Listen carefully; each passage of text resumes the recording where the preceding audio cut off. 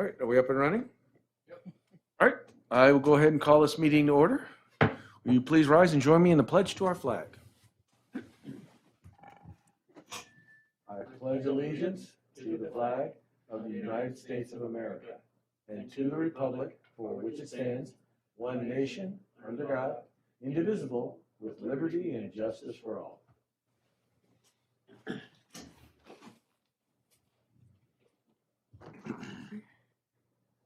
All right, let the record show that all board members are present and accounted for. No actions were taken in closed session. And I will now entertain a motion to adopt the agenda. So moved. Second. It's been moved and seconded. All those in favor, please say aye. Aye. Opposed? Abstentions? Motion carries unanimously. Move on to communications. Part A, this is public comment. So this is an opportunity for the public to speak to the board, to speak to us on an item that is not currently on the agenda. We encourage you, please go ahead and if you're watching us there on YouTube, please make sure to go ahead and write in your comment, and we'll give you some time to go ahead and do that.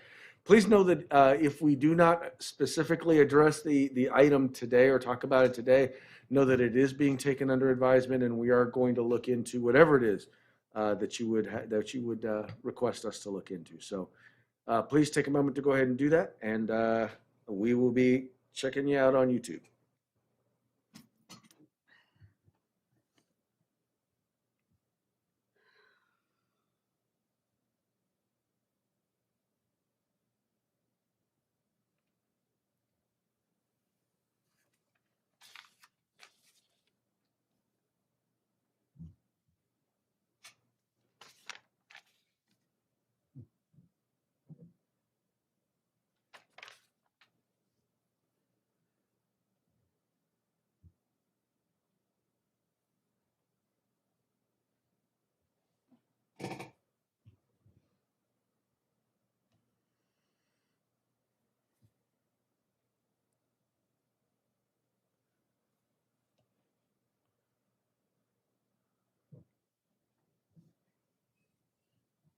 Okay, I don't see any comments, so we'll go ahead and move forward.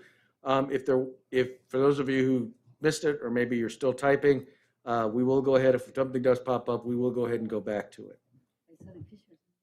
All right, so with that, we will now move on to public hearings. We have collective bargaining agreement, Robla School District Sunshine Proposal to classified School Employees Association 2021 through 2022 contract. So if I could just give some context for this, Please Mr. do. President, I would just say this, that we did sunshine the proposal from the district for this school year, the 2021, I'm sorry, school year. But in the course of negotiations, the 21-22 school year came into play.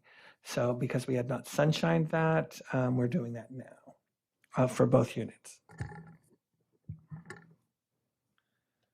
Okay, with that, that hearing is now open. If anyone would like to comment, please go ahead and do so in the chat section there on YouTube.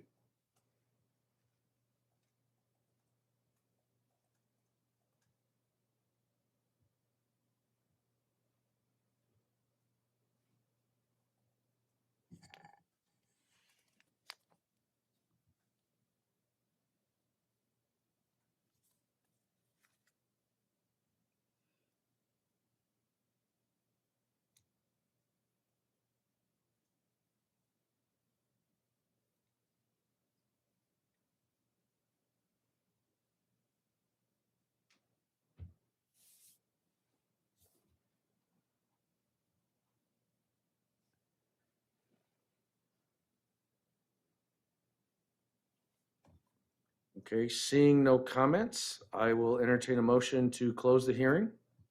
So moved. Second. Been moved and seconded. All those in favor, please say aye. Aye. Opposed? Abstentions? Motion carries unanimously.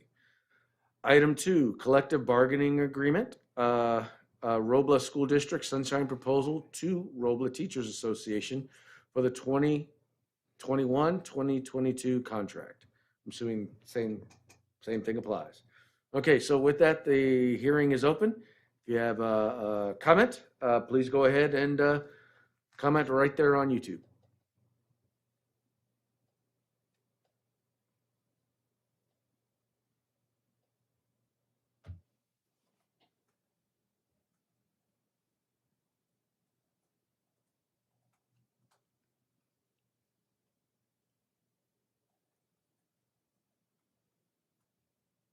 Looking at the wall here, and I'm like, can't wait till we get some student art back up. We're working on it. Looking forward to it. I move that we close the hearing. I'm sorry, did you move to close the hearing? Second. Okay, it's been moved and seconded. All those in favor, please say aye. Aye. Opposed?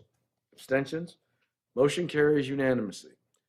Item C, reports, and we'll start with the Robla Education Foundation. I do not have any communication from Mr. Raven, although I will share that he did recently send out a call for manning the fireworks booth, which is one of the traditional fundraising events for the Education Foundation. So staff and parents who are actually interested in maybe working the booth and making some money for their school or for a specific program or activity at school can contact Mr. Raven to do that. I think it pays $30. You would know, Mr. Mr. Boyd. I think it's $30 an hour. I think that's what it is. Yeah, okay. Or a shift. It's $30 That you would like to. that you identify. Correct. Okay, with that, we'll move on to, well, we already did employee organizations. Just want to thank RTA and CSCA for that very inspirational video that we got a chance to see before the meeting started. Thank you so very much for all the work you put into it. And we agree with the sentiment 100%. Oh, now we'll move on to superintendent.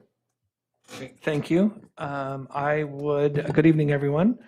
I would start tonight by talking about expanded learning in the Robla School District, reminding us all that the state has put forth an expanded learning grant that allows districts to apply for funds if they opened in-person to in-person learning and receive funds in order to try to lessen the impact of the pandemic on student learning that has happened over the last year. So an opportunity to create programs to catch them up.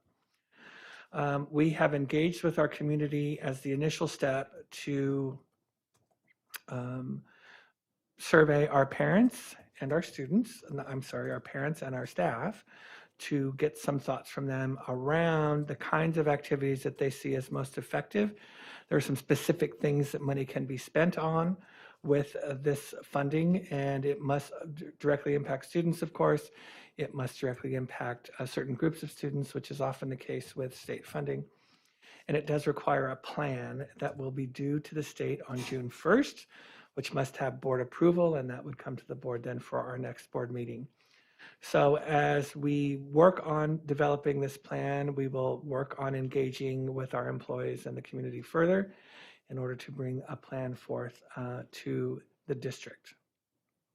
One such activity that will be funded by this type of money is summer school. And so we are gearing up to offer a summer school program in the Robla School District. Now, as the board knows, we have long had Freedom School in Robla, thanks to Mr. Roberts and the Roberts Family Development Center. But this year, in addition to Freedom School, we will have a summer school at all 5 of our schools. We cannot physically have a summer school here at Robla because we are doing construction here and we will not have access to buildings. And so there will be a summer school program that is happening for Robla School at Main Avenue. They will coexist on the Main Avenue campus. We have decided that the summer school program will begin on July 7th and it will end on August 6th. It will be a half day from 8 o'clock to 12 o'clock. Freedom School will also take place. So on the Taylor Street campus, there will be a summer school for Taylor Street, and then in other places on the campus, there will be the Freedom School will be taking place. We have negotiated new pay rates with both of our employee organizations.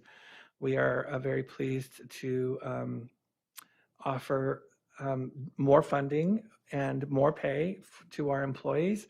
We felt that that was the appropriate thing to do, considering that everybody's pretty exhausted and that they did need further incentive to become involved in summer school rather than just rest at home from a really demanding year.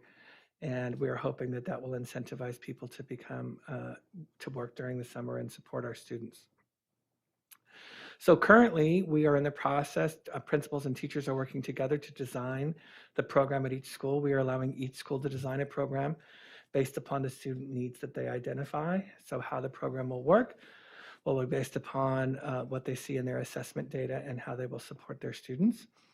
And we're excited that many of our enrichment teachers and support staff in the social emotional world are also indicating that they're willing to work. So we'll be able to have aspects of the program for those, to meet those student needs as well.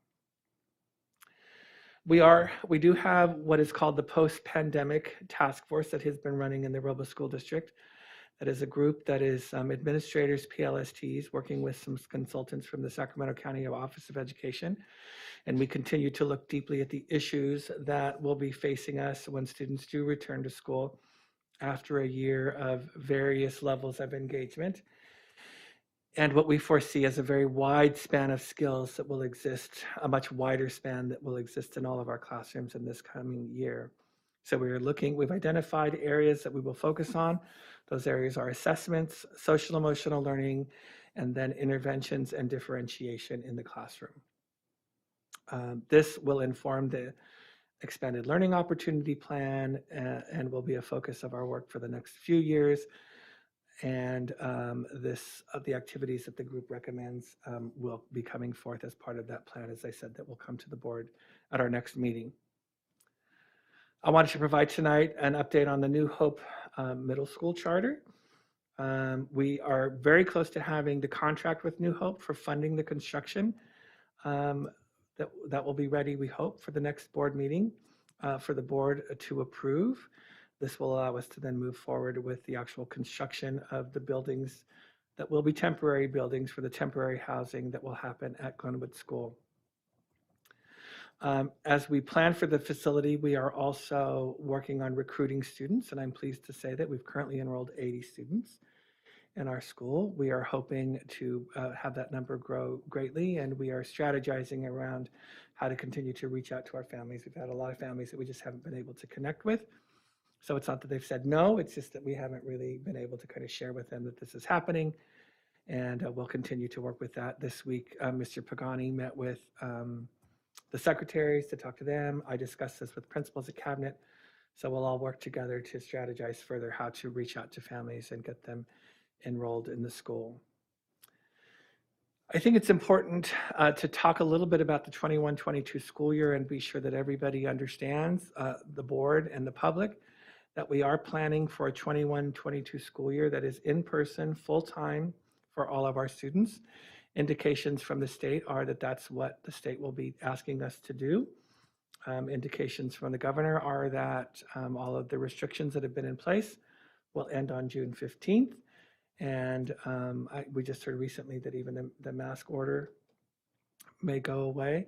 So we think it's important for the public to understand. This was also included in our parent survey, that this is what we are planning for, because that is what it seems that the state is telling us we will do in the upcoming year. Of course, if plans change, then we will continue to monitor that. But I want to assure the board, I want to assure the public that all schools will follow all state and local guidelines, whatever those may be. And we will make sure that we are doing what health experts tell us is the safest way to run our schools. The MOUs we currently have with our employees that have guided how schools worked over the last year are scheduled to end in June, which means, of course, that we would go back to functioning under our regular contracts with both organizations. And as I have said, I will continue to monitor the situation. And if the state asks us to make changes, then we will do that. Last week, May 3rd through 7th, was Staff Appreciation Week in the Robla School District. And I know that our administrators and our classified managers worked very hard to do a variety of things throughout the week to make sure our employees know how appreciated they are. And the board has the gift for, you have now received a gift that we have given to all of our employees, the first ever Robla, very high quality Robla beach towel, with our encouragement to find some time to relax in a warm place, to help get over the difficulties of the past year. So again, congratulations to everyone. We are very grateful to our employees always, but it's always nice to send out some small token of appreciation each year to remind everyone how grateful we are for the work that is done by all of our employees here in the Robla School District. And that is my report. Okay. Thank you for your report. We'll now move on to board member reports. Trustee Devine, anything to report? Nothing to report. Trustee Cardona? I just want to extend the thank you to our Robla School staff and teachers. Thinking they said take a village to raise a kid. We had a village.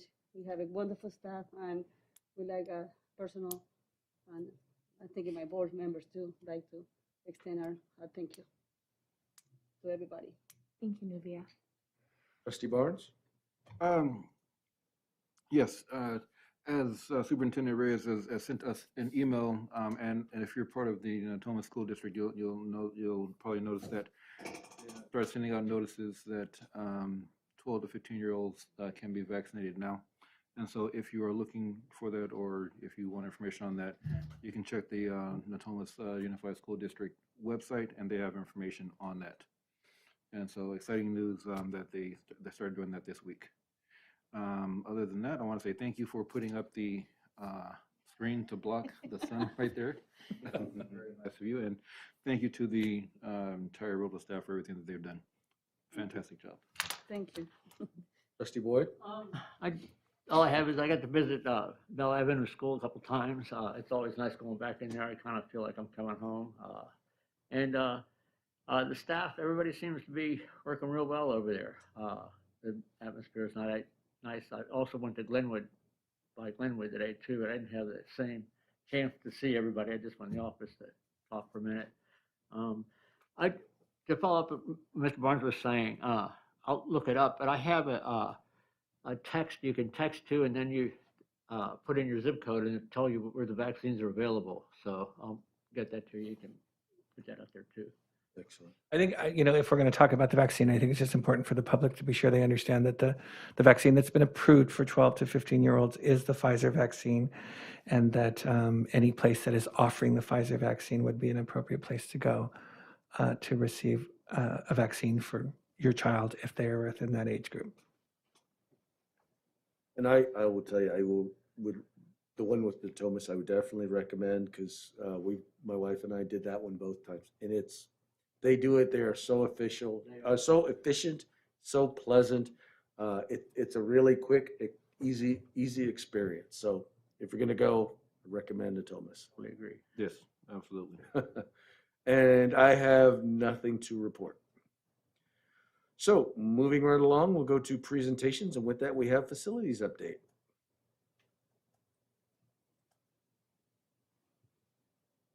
Hello. Good evening. I do not have a visual for this evening, but I did want to provide the board with an update of where we are on the construction program. Hopefully, as you had seen coming to the Robla campus today, we are in the process of putting up the stucco on our two-story classroom building across the way. You're starting to see some of the color come through. And so we're moving forward with that.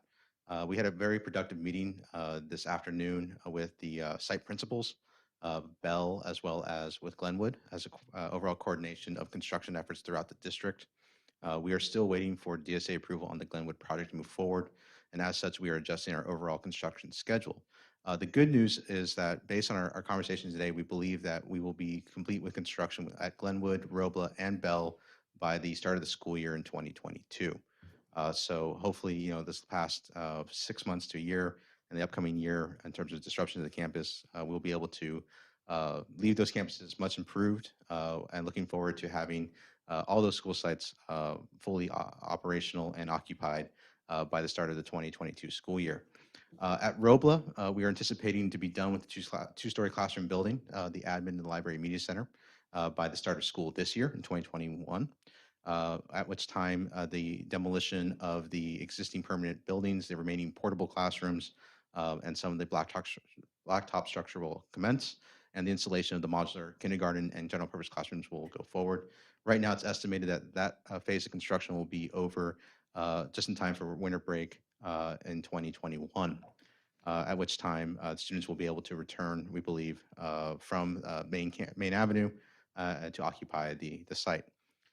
At Bell Avenue, we're also in the process of doing a two-story classroom building, and we believe that the construction of that is probably about 3 to 4 months behind where we're at on Robla's two-story classroom building. So we believe that that will be completed sometime between fall break and winter break of 2021, at which time we will then be able to commence with the modernization of the existing classroom wings, as well as the construction of the new kindergarten complex, where the existing library and kindergarten classrooms are as well. Once again, we believe that we will be able to have occupancy and return students back from Maine sometime towards the end of the school year in 21, but potentially them resuming at full amount at the beginning of 2022. Sorry, yeah, the end of 2021-22 school year, and then the commencement of 22-23 school year. Over at Glenwood, we will be moving forward once we get DSA approval to install the kindergarten modular buildings and do the improvements to the circulation, the bus drop-offs in the front of the school. We are delaying the modernization portion of that project. We had hoped to have DSA approval and to begin the modernization in parallel with the kindergarten. But we have reverted back to our original plan, which is to do the kindergarten first, occupy those buildings, and then use that building as interim housing to commence the modernization of the rest of the campus in 2 phases. That decision was made primarily to accommodate some needs for summer school and also our confidence level on whether we'd be able to complete those improvements prior to school coming back in fall. We just believed that the margins were too thin for us to ensure that we'd be able to house those students on a timely basis. In addition to that, we are adding a little bit more work on the Glenwood campus as we are continuing to coordinate with the New Hope Charter School, the placement of buildings in the former Glenwood Park area. So we'll be very busy on the Glenwood site overall. But I think we've come together as a team, and I think overall the coordination we've had with the New Hope Charter folks, in addition to the projects we have on campus, we'll be able to achieve those goals by the end of the year. The last thing I would just say real quick as we get into summer, we are coordinating with the district on summer school, making sure that facilities are available and equipped for summer school, making sure that we are continuing to identify potential outages of services, and making sure that we're trying to fit that in the window between the end of the school year and the beginning of summer school, and also trying to make sure we accommodate the programs where we can so that we're not interrupting the important teaching that we occur in the summer as well. So we spent a lot of time together in the last 7 days, but overall, I think we're making great progress, and we're trying to mitigate as much disruption as possible on all of our campuses as we move forward. So with that, happy to take any questions you have. We have a couple items later on the board, which I can address at that time, but otherwise, more than happy to answer any questions you may have about scheduling or scope or just kind of overall progress. It's kind of late in the game, I know, but it just dawned on me today. When we did the parking lot, did we take in consideration charging stations for electric vehicles? So it's something that we've discussed previously, and the issue that kind of arises is the same thing as if we were to install a gas pump. So the question we have is we've been trying to research methods and ways in which we can install an EV station, but the question would be, is it something that's we're charging for, and therefore is it using public funds to create a profit? Is it free, and then therefore it potentially could be the gifting of public funds? There's just some complications around that we've decided, up to this point, not really to address. I think that it's not something that we've planned for in improvements, and part of that was just trying to figure out that particular entanglement. I do know it's other school districts that have charging stations, and they're typically provided for and maintained by a different entity, whether it be the actual PUD So if SMUD came to us and said, hey, we would like to install a couple of charging stations on your campus, I think that's something we would be open to. But in terms of the district installing, operating, and managing those stations, there seems to be some entanglements that would present themselves in regards to the gifting of public funds or the use of public funds for a profitable venture. Not to say that we wouldn't run them at a cost or what have you. It's just a little bit more of a compliance issue that we would potentially run into. Have entities like, has SMUD actually done that before, gone to schools and offered to put, I'm sure there's some examples of that occurring. Would not be able to name one off the top of my head, but I would imagine that someone's come up with some arrangement with someone somewhere to do it, and that's whatever some districts are more risk adverse than others, mhm. and so there may be people that have just done it and said we'll see what happens. Right. But that is something that we just want to make sure that we continue to look at. But at this point in time, no, we have not installed electric charging vehicle stations. It's not a requirement by DSA or CDE, and it's not something that is required for us to look at. I kind of expected to see there'd be some hang-ups there, but I don't know if it's going to be something to deal with bond money or not. But in the future, with the push of electric cars, it's something we may want to consider in the future. It says it has to be done now. I know during the construction, but I think the demand is going to be around the corner. Absolutely, and it's something that as the building code continues to evolve, it's going to be something that we're probably have to address at some point. One of the items, and I'll talk about this later, but one of the items on the board agenda this evening is regarding energy compliance. Having an outside consultant that's part of the building code for new construction above 10,000 square feet, you are required to have an official commissioning, that is a training for the operators of the building in order for them to understand, what are the energy settings, what are the energy, how do you use it, so that you're not necessarily just leaving the light on, right? And so that's an example where we're seeing the energy codes starting to change. We're starting to see DSA codes change and so forth. But at this point in time, it's just not something that we have had the resources to put in. I think one of the other things that we've looked at in the past, as the state has incentivized electric buses, is what's the cost of installing an electric bus charging station. And so just to let you know that we've looked at that, the charging mechanism itself is typically somewhere between $60,000 and $75,000. The installation is probably another 120, 150,000. And depends on the type of charger you get, if it's a fast charger versus a trickle charge. And so, one of the things that, as we continue to look at, these incentive programs for electric buses and things of that nature, how we can upgrade our infrastructure, there are going to be costs that are going to be associated with that. I think we sat in I think we had we didn't have it, but I think there was a presentation on the board at one point about the life cycle of those electric buses and the need to replace those batteries on a certain maintenance schedule as well. So it's something that's absolutely coming at us at some point. And it's something that the board and the district will have to address sometime in the future, because you're absolutely correct that something that's coming down the street. But at this point in time, it's something that we just haven't been able to have the resources or the ability to implement. Thank you. I just wanted to say I really appreciate the work you guys are doing, helping us manage these multiple projects. The work, for example, the changes that you made in the schedule in Glenwood. I don't know that there was a time when I don't believe we would have had the bandwidth to be able to be as flexible and make the changes that in terms of our timeline and our schedule, the way you guys have been able to really help us to do. In some cases, moving things up, in some cases, moving things back, and always, working to try and help us to both save money and not interfere with students' education. So you folks have been doing a phenomenal job for us, and I just wanted to let you know that we appreciate that. I appreciate you saying that, and I must credit, the type of meetings that we had today with the site staff and with district administration. Having all the parties there and being able to have that collaborative. One of the things that the public probably doesn't get to see is that how interdependent the sites are on one another right now because of interim housing, because of the way that we are moving students between campuses, how we're moving teachers within campuses, and just the principals have done such a good job of making sure there's communication with staff, parents, students. The superintendent has taken charge of that as well.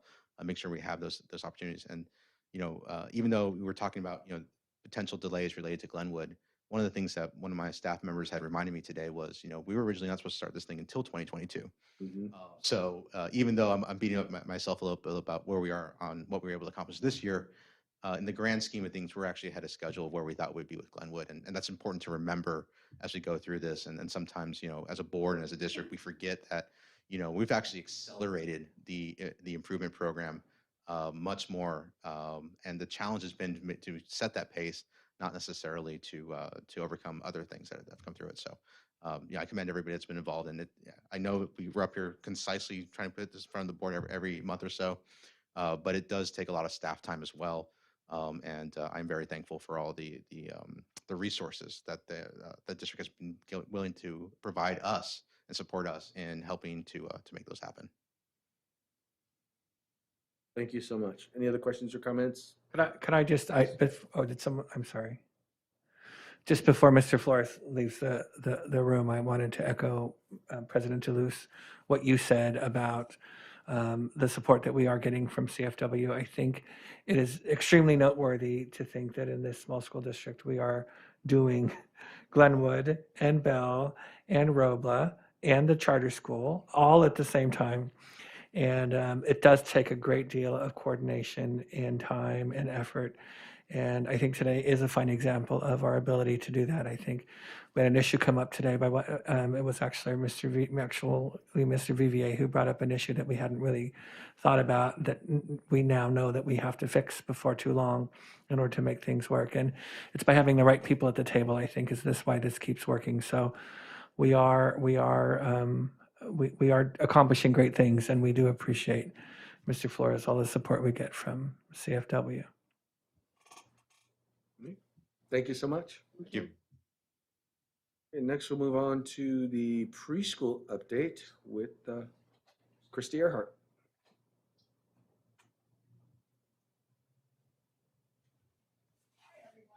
Hi. Magic how people just appear. Can I take this off? I'm talking to guys. Yes, yes, yes. Now that I'm nervous, I'm on video.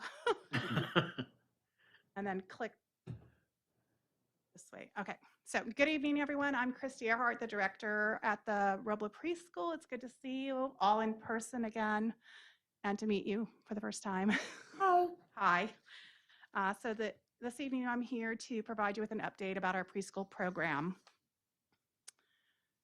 And so I just thought it was important that we kind of focus in on funding sources this time. So our preschool is funded by the California State Preschools Program under the Department of Education. We also receive funding from First Five. That funding actually provides for our Play Pals program, which is our play group, and some office support staff. RQT and QRIS is run by the County of Sacramento, and it's we earn money by the quality of our program.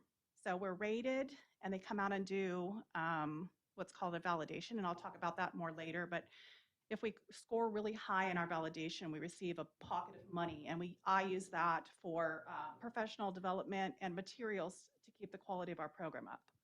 And then, of course, we have our James B. McClatchy Foundation grant. That's private funding. It provides for our academic parent-teacher team, consulting, our BCOA, our PLST, a little bit of an office staff person. Oops, sorry. I'm so used to just talking in my teacher voice. And also a kindergarten readiness coordinator. And then, of course, we have our private pay, and that's basically 10 children who are over income. Mostly Robla staff participate in that. And it typically, in most years, will pay for one salary of a teacher. And then we have our donations. And then at the preschool, we have lots of compliance that we have to follow. And so one of the big things is the California Department of Social Services and our licensing. And that just makes sure that we're being safe and following health practices. And they come out once a year and they do a walkthrough of all the rooms on our campus. And they meet with me and Nicole to make sure that all of our HR paperwork is squared away, that all of our employees have our immunizations like we're supposed to. We have our CP,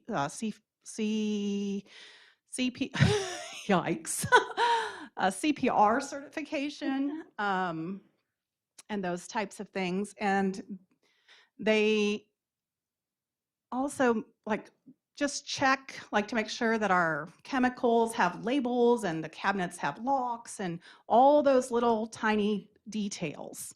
It's a federal, it's a federal? No, that's state. And then we also fall under the California Department of Education, Title V, and they handle all of our fiscal responsibilities, our instructional programs, and then we do something at the end of the year called a program self-review, and that's annually. And that looks at parent input. It looks at our instructional delivery. It looks at our DRDPs, which is our report card. And it also looks at our environmental rating scale, which is our instructional environment for our children. And then, of course, raising quality together, that's that validation. They look at the hours of professional development. Every one of my teachers has to have 21 hours of professional development. This year, they required us to have professional development in trauma-informed care, our DRDPs, and our ASQs. It also requires us to provide developmental screeners and other hearing, vision, and health screenings for our children. They look at our DRDPs, they look at our lesson plans, they look at how we use our DRDPs to provide instructional intervention for our children. It's a pretty intense process. They also look to make sure that all of the staff members are permitted and certificated appropriately for what we do. And then we have First 5 Sacramento, which is really like an umbrella for our Play Pals program, our health screeners, and it's just really a place that provides data collection and parent education. And we also have another program, annual review, that we do. So there's lots of reviews in preschool. Student supports. This can get a little bit. So an ASQ is called an Ages and Stages Questionnaire, and it's a series of 30 or so questions that parents respond to, and then we score them. And then once we score them, the children are placed on a continuum. So there's scoring in communication, fine and gross motor, problem solving, and interactions with others. And so we score them, and then we flag those that we feel need support. If it's in gross motor or fine motor, we refer them back to their teacher, because that's something in preschool that we do. Every day we work on those two things. If it's a communication, problem solving, or a self-regulation, we refer them to the speech teacher, maybe the school psychologist or social worker. And then you see up there that there's an ASQ SE, that's the social and emotional component, and how well the children maybe interact with others, think about themselves. And there's a series of, again, 30 questions. We rate them, flag them, and send them to the appropriate person to start beginning to help the students and provide intervention. Our DRDP, I'm going to look at my notes because this is rather intense. So a DRDP is the desired results developmental report card, and it's what we use to report to our families on the students' development through the school year, and it happens twice a year. Normally, we use a lot of observations in the classroom, data collection in the classroom, anecdotal notes, work samples, and interactions with teachers and IAs. And this year it was a little bit different because of COVID. We had to enlist the help of the parents. And so just a little overview. There are 3 views to this desired result, or DRDP: comprehensive, fundamental, and essential. The one that we normally use is the fundamental. it has 8 domains plus 1 domain for ELD. And in each one of those little categories, there's approximately 4 to 10 indicators that are scored by the teacher. So there's 43 areas throughout the whole report card that are observed and assessed. This year, WestEd and the Department of Education came up with what was called a modified essential, and it reduced the number of items that needed to be scored. And they picked out of the categories the ones that they thought were the most important and could be observed or obtained with parent input. So this year we used that modified essential, and there was 3 areas. We looked at social and emotional development, literacy and language, and COG, which is actually the math and science component. And again, it was reduced the number of areas we looked at, but still 20 areas that were assessed. So that's what a DRDP is. And then, of course, we do our health screenings, dental, hearing, and vision. Dental and vision were like a drive-through process this year. Vision was not highly attended because it was right in the height of the second round of COVID, and parents were just not real comfortable bringing their children in. Hearing, we did when we reopened. And so we were able to do hearing screenings on all the children that were in person. And then I thought it was important that we have some type of baseline for those children that are going to TK and kinder who were in the DL program or distance learning. And so we set up appointments like a doctor's office and had the children come in. However, even though they had an appointment and we followed up and we called and sent reminders, our turnout was not as good as I had hoped. But we got some, and that's good. And then academic parent-teacher teams, that is a program through WestEd that we have been doing for the last, 3 years, I think. No, 2 years. 2 years. We started last year. This is a program that helps us develop relationships with parents, and the vehicle to develop the relationship is academic. So when we're looking at all these screeners and we're doing our DRDPs, teachers will notice that there may be an area that needs some support. And so we decide what the skill is going to be, and then we create a parent night. It's usually in person, a 75-minute meeting. Families come in, parents, teachers and families do a lot of interaction and develop these relationships, and teachers talk about the importance in enlisting parent help in teaching their children. And the teachers provide them with 2 games. They play the games with the teacher's help, the parents partner and play the games. And then they talk as a group how to either modify the game to make it more accessible to children maybe who need some support, or how to extend the game for children who need like a bonus, or they're above where the game is.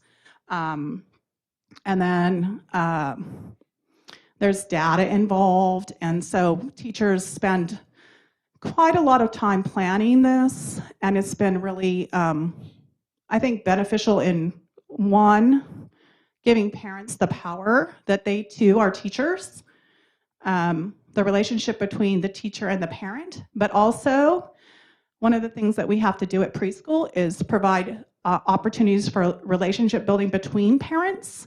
And so this is a vehicle that helps us do that, because the parents partner, play the game together, discuss, and we've had parents exchange phone numbers and have play dates and follow up with each other later. So this has been, I think, one of the most beneficial things that we've attempted, and used the funding from that James B. McClatchy Foundation. Yes, Mr. Boyd. Is there a minimal parent attendance requirement in the preschool? As far as parent participation, Parent participation, yeah. no. No? Mm-mm. There, when, my children are in their 40s, but they went to preschool, there was 1 day a week requirement. That no longer exists. No.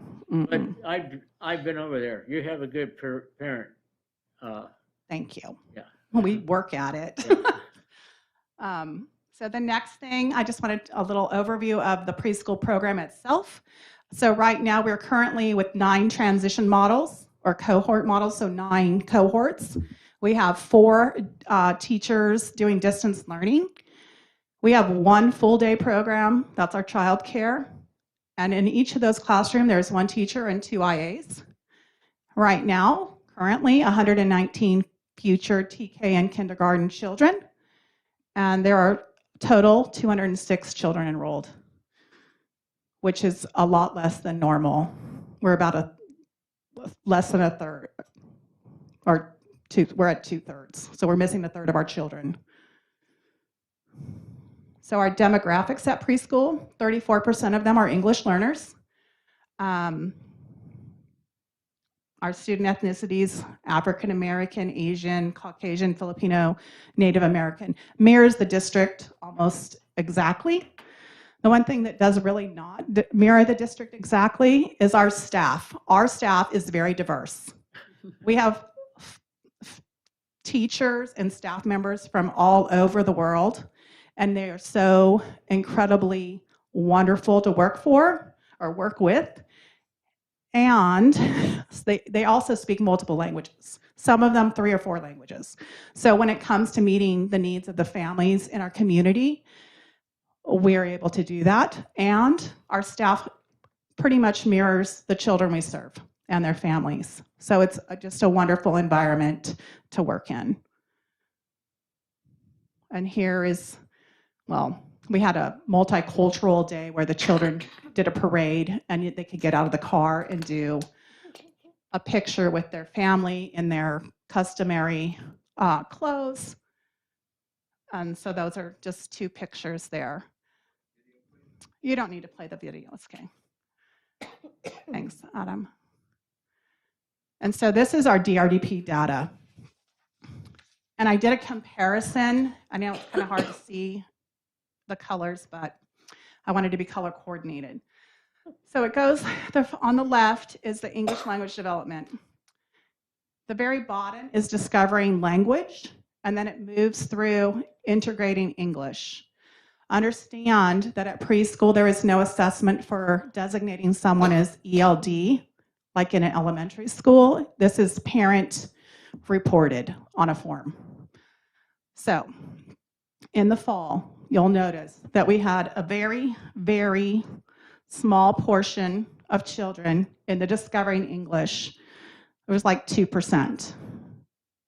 19% in Exploring English, 42%, which is that larger kind of teal green color, Developing English, and then 30% in Building English. And at the very top, Integrating English was at 7%. Now, after almost a year of instruction by Zoom and a little bit in person, we've had no children in the Discovering English, 3% left in that Exploring English. You can see that the teal has dropped down a little bit, and we're at 21%. And there's been a big increase in that darker teal color at 53%. And the Integrating English at 23%. So even though we were on Zoom and we didn't actually have them in our, classrooms, I think we did some work in developing their language. So now looking at the DRDP, you'll see on the left, it says COG, fall, spring. LLD is the literacy and language arts component, and SED is social and emotional development. So the ones that I really want you to really note is that I did a little comparison in, yikes, where's my paper? Sorry. We'll start with the COG at the top. So building middle, there was a decrease in 3%. But then in building later, there was an increase of 33% and in integrating, which means they're, in our opinion, like really ready for kindergarten, like exceptionally ready for kindergarten, 7% increase from fall to spring.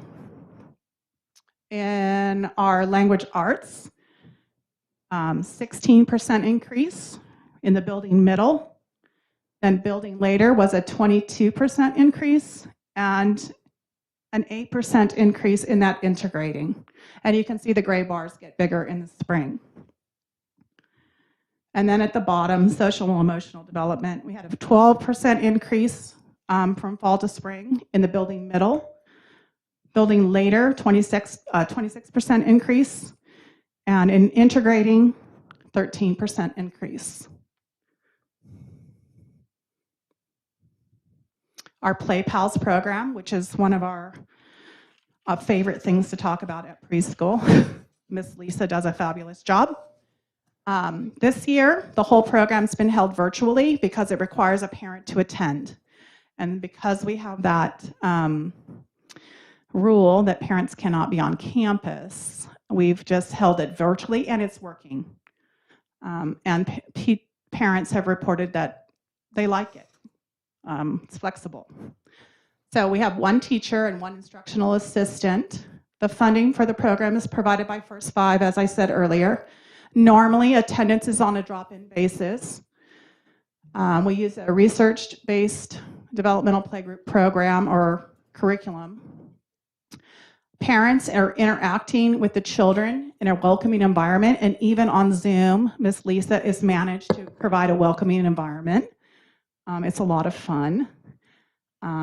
Parents' requests for service can be met early on. If they feel that their child has something going on and they're not sure that they're developing correctly, we can guide them back to Alta or Help Me Grow, or if they're at a certain age, we can then help them within our school district. This program provides for an easier transition for families to come into preschool. So currently, right now, we have 22 for future preschool families being served. And this, again, is only a third of the people we normally serve in this program. Normally, we're upwards of 60 or so families that we serve daily. So we need to recruit some more little friends. So student engagement. So when school closed down, we needed to think about how are we going to meet the needs of our children. All of our children are relatively in the same grade span. They're 3 to 5 years old, and it was like, do the teachers all create their own lesson plans, or is there a better way to do this? So in a PLC with my teachers, we came up with the idea of unifying our lesson plan. My whole program runs on one lesson plan that's created by all of the teachers in planning groups.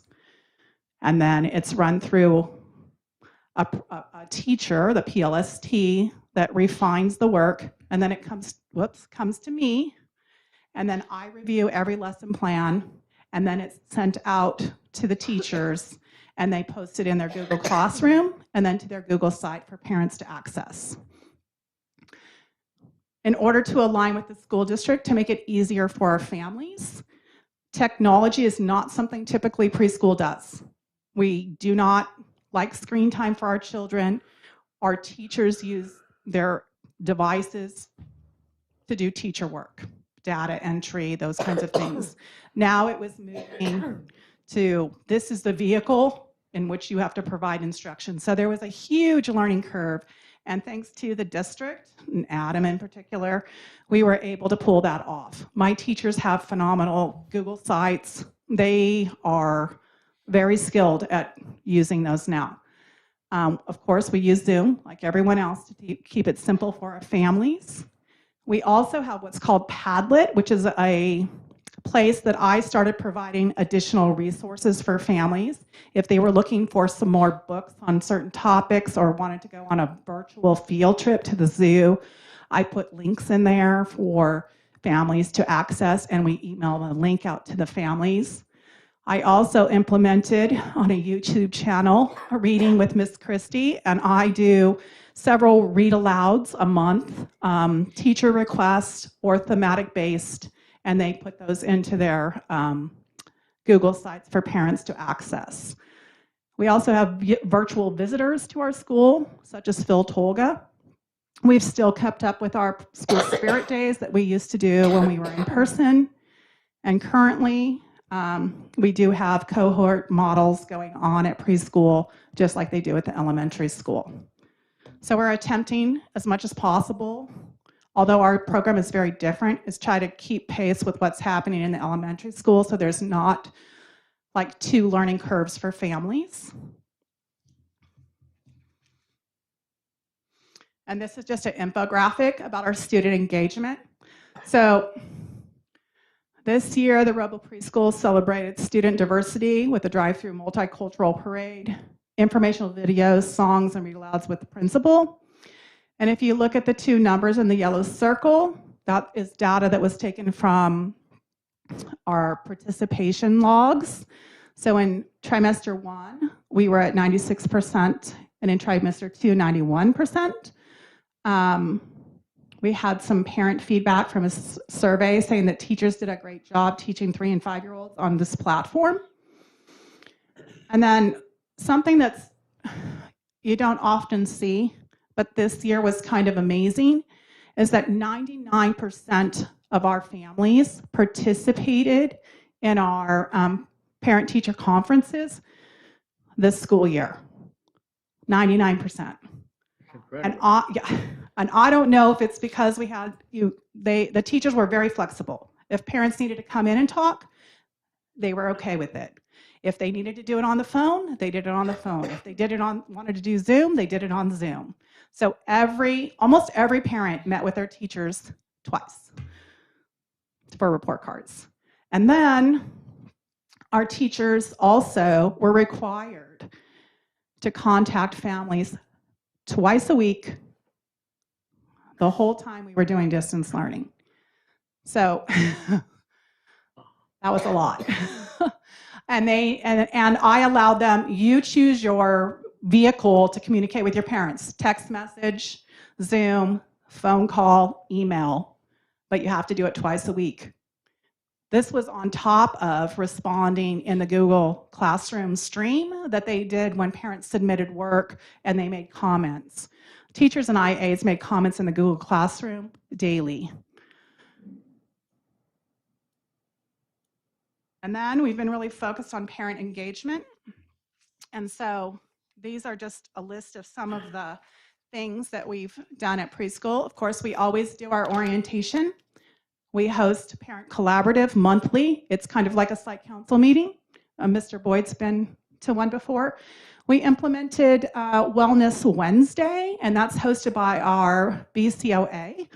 And this is a more free-form option. Parents meet with Jeanette, and she has an agenda, but it's very open. They can discuss community resources, problems they might have with behavior. It just runs the gamut. And then also wellness ideas. She does breathing techniques and things like that with them. We have a library club with Miss Lisa. We did teaching pyramid for families with Miss Kelly and Miss Jen. We had a language literacy in the brain training with Miss Angelica, our school psychologist. We did those APTT, academic parent teacher teams, and this week is the third one we've been doing this school year, so 3 over the school year. Our kindergarten coordinator, readiness coordinator, Miss Caitlin Tipman, she used to be a kindergarten teacher here in the district and my teaching partner, and I kind of reeled her in because I really wanted to focus on getting kids ready for kindergarten. And she's created these wonderful kindergarten readiness newsletters and videos that go home to families every month. And then, of course, we've had our family fun nights with Sammy's Circuit and the PE crew at the elementary schools and things like that. And there's an infographic. And then it talks about just numbers at a glance. So we held 4 different workshops, 345 hours of parent engagement, 2 times a month community building, and 15 newsletters were sent home. And then if you look here in the middle, these are quotes, and I'm sure you have the slides that you can read the quotes, so I won't read them. But if you look there, we had 40% of our families participate in our winter APTT. We had 48% in student growth in counting, which was the skill that they were working on. And the average increase in their counting was 8.2 for the children that participated with their families. You can see that 66% of the families strongly agree that the preschool's APTT helped them support their children's learning. And 73% of the parents strongly agreed that it made them feel more connected to their child's teacher. So I think that, although I'd like bigger numbers, it's a start, a good start. And then this is a picture of families that are interacting on Zoom. Now, not only did we work on student engagement and family engagement, but my teachers and the rest of the staff all participated in an enormous amount of professional development. You can see that there are 9 tags up there, and those tags represent a type of professional development that I would say almost all of my staff participated in this year. So we have 41 staff members at the preschool, and combined, including me, we've completed 620 hours for the betterment of our school, the children, and the families that we serve.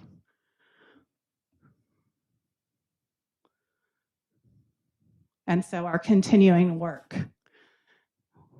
My goal, and tonight it's on the agenda, is to continue our academic parent-teacher teamwork, continue with our kindergarten readiness activities, continue with our GLAD strategies that we've been doing training on for the last 2 years, continue our collaboration with the James B. McClatchy Foundation and the other partners that serve on that committee or group. This one's something new, but to continue our collaboration with ed partners and participating districts in math. So this year, our district has entered into work with ed partners and 12 other districts to align pre-K through 3rd grade in the area of math. And it's going to be an ongoing thing, much like Callie. And our hope is that we provide children who are ready to do math really well as they go through elementary school, and that the work that we do increases their math output and the outcomes to help them later. Continue to collaborate with the TK and kindergarten teachers, and then also to continue our professional development in our instructional practice of class and our learning environment, which is ECHRS. And with that, I thank you for your continued support of the Robla Preschool and all of our staff. And if you have any questions, I'd be happy to answer them. And if not, I have a small little token of our appreciation. I don't have any questions, but I wanted to say that it sounds like you've done a fantastic job.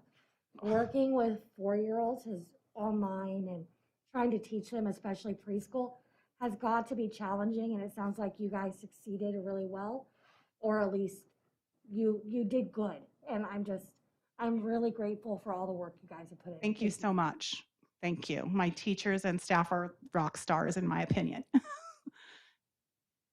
Mr. I don't have Boyd. any questions, but I got some comments here. Sure. First of all, you did a good job describing those assessments, those 43. I mean, without anything in front of you, I really had a picture in my mind of what was going on. That was real good. Thanks. And that teacher-parent engagement of 99% is phenomenal. I've never heard anything like that. And I wrote a note. I'm wondering if we might be able to track these scholars as they go through later on and see if we still get that same attendance with those kids as we do on parent nights, on I like parent-teacher that night. idea. That would be a goal, for sure. I got a question too. I've been by Bell a couple times and I wanted to drop in, but I wasn't sure if I could drop in. Am I able to drop in You and are say? all welcome to drop in With the pandemic anytime. rules, I wasn't quite You know sure. what? So, Put on your mask, well, look and forward to I'm in seeing my me office then. every day. Uh, and I just want to comment. I know that I haven't heard lately, but the Robla preschool early childhood program has always been a shining star within this community, within the county, and I'm sure it still is. Just because I know the work you're putting in there, and when I haven't this year, but going in there, I just see what you're reaping for us. It's really great. And I've been to some of those programs where the kids, the parents come in, and it's amazing how these young little children not only behave, but they're able to do these things and with such enthusiasm. And it's really a great program. Thank then, you. And I'm glad to hear about the math too, because that's one of our shortcomings in the assessments is the math. So I'll be interested in seeing how that plays out in the future also. Me too. Being as Thank I'm you, the Christy. lead. Thank you. Thank you. And don't be so nervous up here. Normally I'm not, but that. I would be too. Sorry. It's okay. Knocked your gavel. Want to make sure. There we go. Thank you. Thank you. Thank you. You are so welcome. Wear Thank them you, with Mrs. pride Christie. and wear them when you come to visit. Thank you. You're welcome, Mrs. Oh, I love this. Awesome. Thank All you. right, thank y'all. Thank you so much. Thank you, Christy. Oh, these are adorable. Okay. All right, we're gonna move on to item C under reports. We have the SPSAs for Taylor Street, Glenwood, and Bell Avenue schools. So I'm gonna go ahead and, any particular order? Apparently, we're going to start with Taylor Street So School. apparently we're gonna start with Taylor. It is first on the list. Good evening, everyone. I'm glad to be here. President DeLuce, board members, Superintendent Reyes, and Ms. Malespine. I'm glad to be in front of you again and share a little bit about what's been going on at Taylor. Many of the things that I shared with you in November continue, but we have a forward-looking lens for next year, so I'll be eager to share it with you. So I shared our theory of practice with you way back in November. It's really important to us that we provide a rigorous education that values kids where they are. It values the person they are, the community they are, and that it helps to empower them to become involved in their own education. If we can do all of those, we believe that our children will have academic and social emotional learning success. And we work on an improvement cycle at Taylor. I talked to you in November about planning, and these were all the things that I did as a new principal this year, getting to know Taylor. My number one focus was building relationships so that I can really learn Taylor and understand its strengths and its fabulous people resources and work for improvement for there. I engage in observational data. I was with Zoom watching teachers teach. Once we came on campus, I'm in rooms. It's such a joy to be back, let me tell you. And then looking at some student achievement data, we don't have much, but we have a little. So that was our approach to planning. And as you know, the school plan has to be governed by the data from the dashboard. And we have goals for many of these dashboard points in our school plan. Chronic absenteeism is a problem at Taylor. We have quite a few students who are either chronically absent or absent too much. We have a multi-pronged approach to this. The first thing we're doing is continuing the good work in messaging the importance of school. So I've been working with Linda Kate Hale to message that with incentives and rewards, helping parents let them know the message in newsletters, et cetera. And doing home visits for students who we hadn't heard from, buying them alarm clocks, trying to do whatever we can to assist them in getting to school. But we also really need to find the root cause. I'm not sure why students aren't coming. This year, of course, we have lots and lots of reasons, but we had chronic absenteeism before the pandemic. And so another thing we'll be doing, in addition to encouraging attendance, is finding out why we have so many students who are chronically absent. For suspension rate, we're at orange again, and we've done tremendous work this year in revitalizing PBIS at Taylor. We, as a staff, drafted expectations, positive behavior expectations, and then agreed to them, agreed how to teach them and reinforce them, and then did that as a staff. I trained yard duty around the expectations, and everyone has just done a wonderful job in positively stating what our expectations for Taylor students are. We have maintained a consistent focus on SEL. We have student and staff shout outs, which are public recognition for good deeds. And we have a fabulous morning message that is done by our Lakeisha Brown. It's 2 to 3 minutes, and it is a community builder like you wouldn't believe. If anybody's interested, I'd love to send them the links.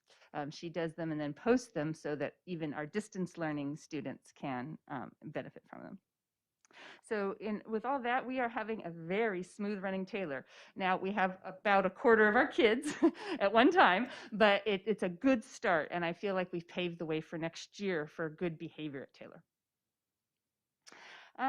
Our dashboard in English language arts is also in the orange. Approximately 25% of our students are reading at grade level in Taylor. This is my biggest concern and where we are focusing our greatest attention next year.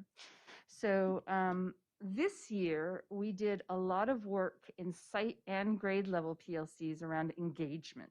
How can we get the kids active in their learning, in distance learning? And then once they came to us as well, helping to re-engage them as in-person students.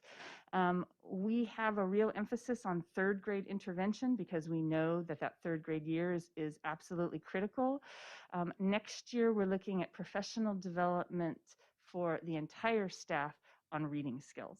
And they're behind us. We're looking for the appropriate fit, but everybody recognizes that this has to be our priority because we have too many students who can't read. We are also working on the affective part of reading. We did a book flood, and for our distribution days this year, students got free books to take home. We purchased a large collection for the library to infuse it with some up-to-date titles and some multicultural titles. And we're going to be engaging in a book study on the teaching of vocabulary. So those are the things that we're doing to support our students and helping to increase their reading skills. In mathematics, about 15% of our students are in grade level, and we're doing very similar work in mathematics. This year, I would say that our work has been pretty evenly divided between math and English language arts as I look at our agendas. Next year, it's going to be more focused on reading. This is a critical piece for us. I probably should ask this for both English language learners or English language arts and this one. How big is the gap? I mean, are most of them just below or far below?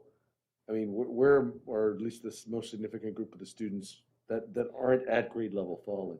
I don't have that information at my fingertips. I do know there's a sizable chunk in the far below. Mm-hmm. I'd be glad to get that to you if you'd like me to. Thank you. Mm-hmm. So in math, we've also focused on conceptual understanding because we know our students are having trouble with that. We also focus on fluency in math skills because we know conceptual understanding with fluency in operations combine to make a powerful mathematics education. So we're proud of our work this year, but I want to be really honest. Next year, we're really focusing on reading. English proficiency is a real bright spot in Taylor's world. We have 60% of our English learners making expected progress, and that is phenomenal. It really is. If you were to look around at other district schools, we're doing a good job. And I have really let staff know, tried to find out what they're doing that is good, that's helping this to happen. Of course, Ms. Yang, our EL teacher, is instrumental in the work that we're doing. She spent a lot of time this spring doing the LPAC, but that's important too, for us to be able to mark their progress. So we are going to be continuing what we've been doing, and that is, I have been emphasizing the ELD standards. You know, the LPAC is a much more rigorous test than the CELT. And unless we can't just be teaching kids English, we need to be teaching them English to the standards, because the standards are the skills involved in the standards is what's going to make them successful in using the language arts. And so as we look at language skills and what's required on the LPAC, it's pretty significant. So I've taken my staff and we kind of looked at grade level ELD standards. It's also very helpful to teacher because they tend to map out things that teachers need to teach, and it can be very, very helpful. So it's supportive all the way around. Of course, we've been working on academic discussions using our source strategies. We've provided small group ELD throughout the pandemic, and our ELD teacher pulls students strategically. Increasing parent involvement is a major goal. This is, of course, in the school plan, but not on the dashboard. My goal is to help our parents feel really confident in knowing what to do to support their kids in their education, so they can come to school and feel comfortable being there. So we've tried to increase our communication. We have social media posts because we have a great person who does them for us. We have newsletters, messenger calls, and we often push things out to parents on the teachers' learning platforms because we know that's where parents are looking frequently. We're trying to provide more opportunities for them to be on campus next year. And we want to provide a more welcoming environment. For example, when I came to Taylor, I wasn't sure where the office was. And that's an unsettling feeling. You know, you're supposed to go to the office at a school, but it wasn't signed well. So we've done that. We've put up multilingual signs, et cetera, to help direct people around. Now, this is a real challenge. I want to be honest. I did something the other day that I thought would be much more successful than it was. I handed out 75 flyers at dismissal time, each one with a private little 10 or 15 second, hey, we're working on Taylor's school plan, and we need your input on how to spend the money and what you'd like to see at Taylor. Could you please come to the Zoom meeting? You know, eye-to-eye contact. I handed out 75 that way. And I really thought that there would be fruits of that, but I got 2 parents at my meeting. So it's really, really a challenge to get parents. COVID time, of course, it's going to be even harder, but we're going to keep trying. And so for that reason, we need to make sure that our parents feel like Taylor is a place that they can be, or at least feel like they can communicate with. You know, some people don't want to be at school. They may not have had good experiences, but we still need to have options open to them to be involved with their kids' education. So we are doing right now, we're in this plan, do, study, act. And we would like to study what we're doing, but valid data is scarce. I know you've heard this from other principals. The dashboard data that we had to use is more than 2 years old now. We are using our classroom assessment data for this, but I don't have a lot of indicators to come up and share with you how successful we've been for that reason.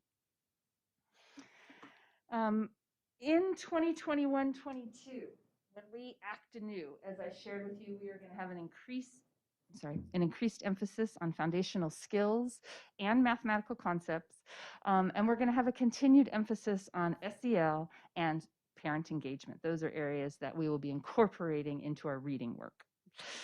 So that's what we plan to do. It's what we've done so far and what we plan to do at Taylor next year. Any questions? Comments? I always have a comment, don't I?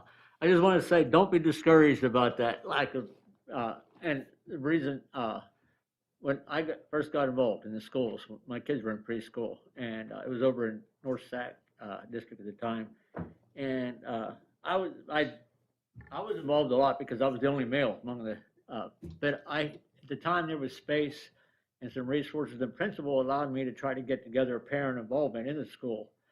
And I did everything I thought that would entice them to meetings, and including postcards followed up the night before. And after 3 times, nobody showing up, you know, I wasn't going to get discouraged.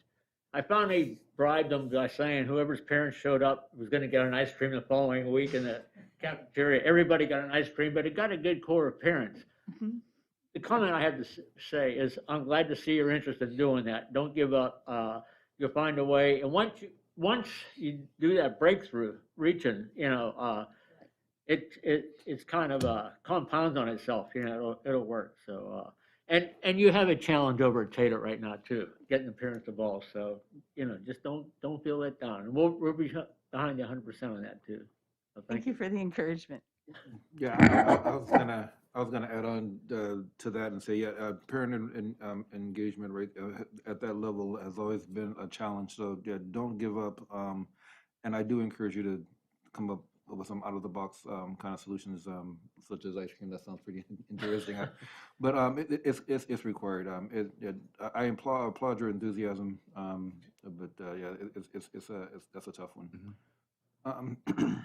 I don't really have well, I have a question, but not really for today because I don't think you can answer this today. But with the scores in mathematics and ELD where they are, and I know you said that it was that third grade is that benchmark, but for me it's always been not third grade. Third grade is the measurement, but it's first and second grade and kindergarten and all that before that really is where it counts. So I would really love to hear how you're going to address that in first and second grade. And I'm not going to put you on the spot right now because I know that takes a bit more. But I would love to hear more about how you're going to address first and second grade, particularly with the information that we received earlier about just participation in kindergarten not really being where we would like, and so that's going to be problematic for first grade. So at some point, I would really like to hear that information. I would like to share that with you. As a matter of fact, I'm sorry, I just lost my thought. Well, you recall your thought. I'll just interject here that some of the issues that we're talking about for Taylor Street are not unique to Taylor Street in the Robla School District. They are definitely issues that are a phenomenon that are happening in all of our schools. And you're hitting the nail on the head when you talk about foundational literacy. It's something that our data across the board shows that kids are not getting the strong enough foundation in the beginning. So that is not unique to what's happening. It's just not a phenomenon that's unique to Taylor Street. So, Taylor Street will benefit from these discussions that we have district-wide. We try to talk about these things at Cabinet. We try to talk about these things in some of the collaboratives that we have. And so we will continue to, we appreciate all of the efforts, of course, that are happening at Taylor Street under Mr. Wright's direction. But of course, we need to make sure that we're looking for these things that are happening district-wide and supporting Taylor Street in that way. So that, and foundational literacy is definitely one of the things that we all need to do a better job of doing. And so it's a big discussion around the assessments that we do in that area. And we do know that our teachers need some additional training in that area. And not only the primary teachers, but also the upper grade teachers. So a lot of the things that Mr. Ard has said tonight are things that we are looking at district-wide. And hopefully we will, well, it is always our intention to coordinate all of those efforts so that we're supporting what's happening at Taylor Street. And then they can add the layers on that they feel they need to add on at their school. Thank you. And may I say, I agree with you 100% about the third grade piece. The result of me coming to Taylor and looking at needing to focus intervention. But I agree with you that there is not just one grade level. It has to be benchmarked at each grade level for what needs to happen in order to have a fluent reader by the time we're hoping that they'll read to learn. So I'm 100% behind you on that.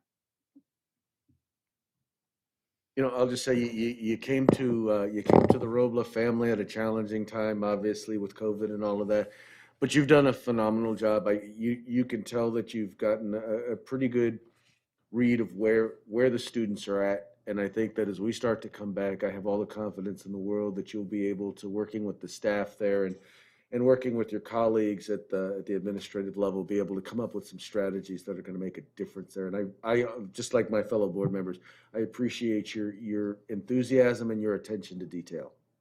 Thank you very much. And one last thing, you mentioned the office being hard to find. I applaud you on putting some signs there. because you're right, it is hard. And Sorry, I didn't understand what you just said. I'm sorry. you mentioned the office being hard to find, Yes. and I applaud you for putting signs there because it is kind of hard to find. Yeah. And we haven't forgotten about Taylor. You know, we have a lot of construction Coming, going I on right know. now, but we haven't forgotten about it. So, you know, its day will come. Thank you. Thank you. Thank you. Okay, so next up, we'll have Glenwood.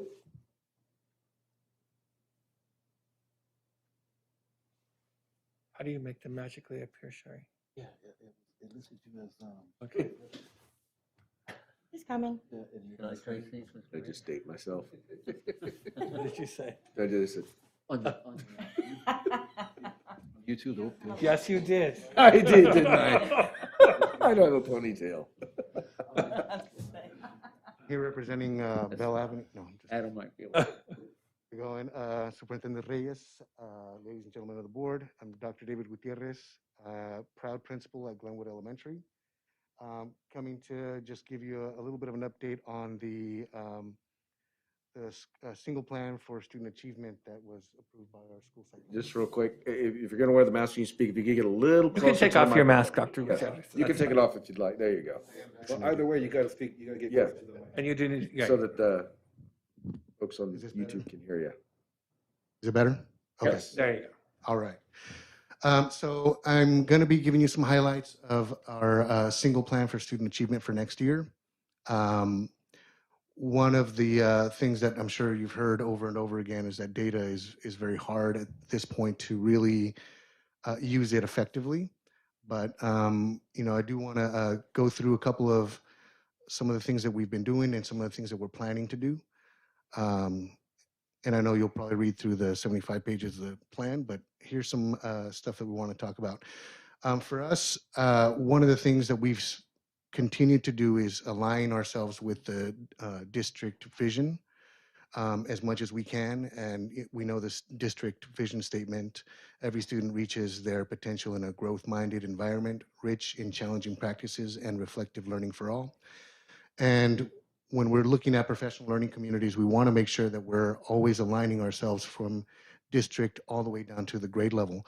So for Glenwood, looking at the dual language program, looking at all the different components, what we have put together as a realization of that district statement is that Glenwood is a cross-cultural and linguistic community that is fully invested in fostering student success.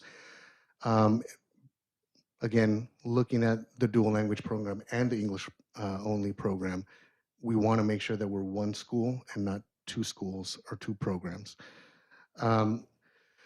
So a little bit of history, 2017-18, we had our scores were about 25% students that were proficient or advanced. And the year after that, we did do a bit of a jump up, about 4 points, about 29-30%. I'm rounding up. And then, of course, for some reason, we don't have data after this point. Well, the pandemic would probably do that for us. But we were definitely in a good trajectory, and we want to continue that. We were able to put a plan together last year, and we were really confident in our plan, but there's the plan, and then there's COVID.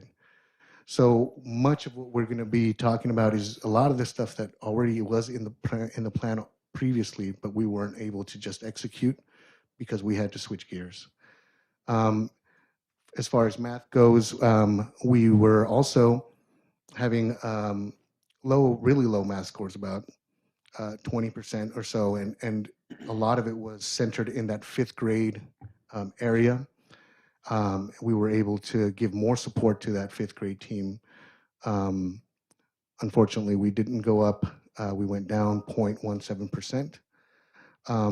But our 5th grade team did receive more support in math. Again, we're going to be coming back to school full-time next year, hopefully. There's going to be a lot of changes, but we want to continue to make sure that we're pushing our students and ourselves to do better. So COVID-19 really impacted the plan that we put in place for last year, for this year. We had to change everything that we were doing, and one of the things that I really think about and reflect on is, you know, we had to change the way we did everything. You know, a few years ago, if you would have told me that we were going to do online distance learning, it would have just seemed like an impossible thing to do.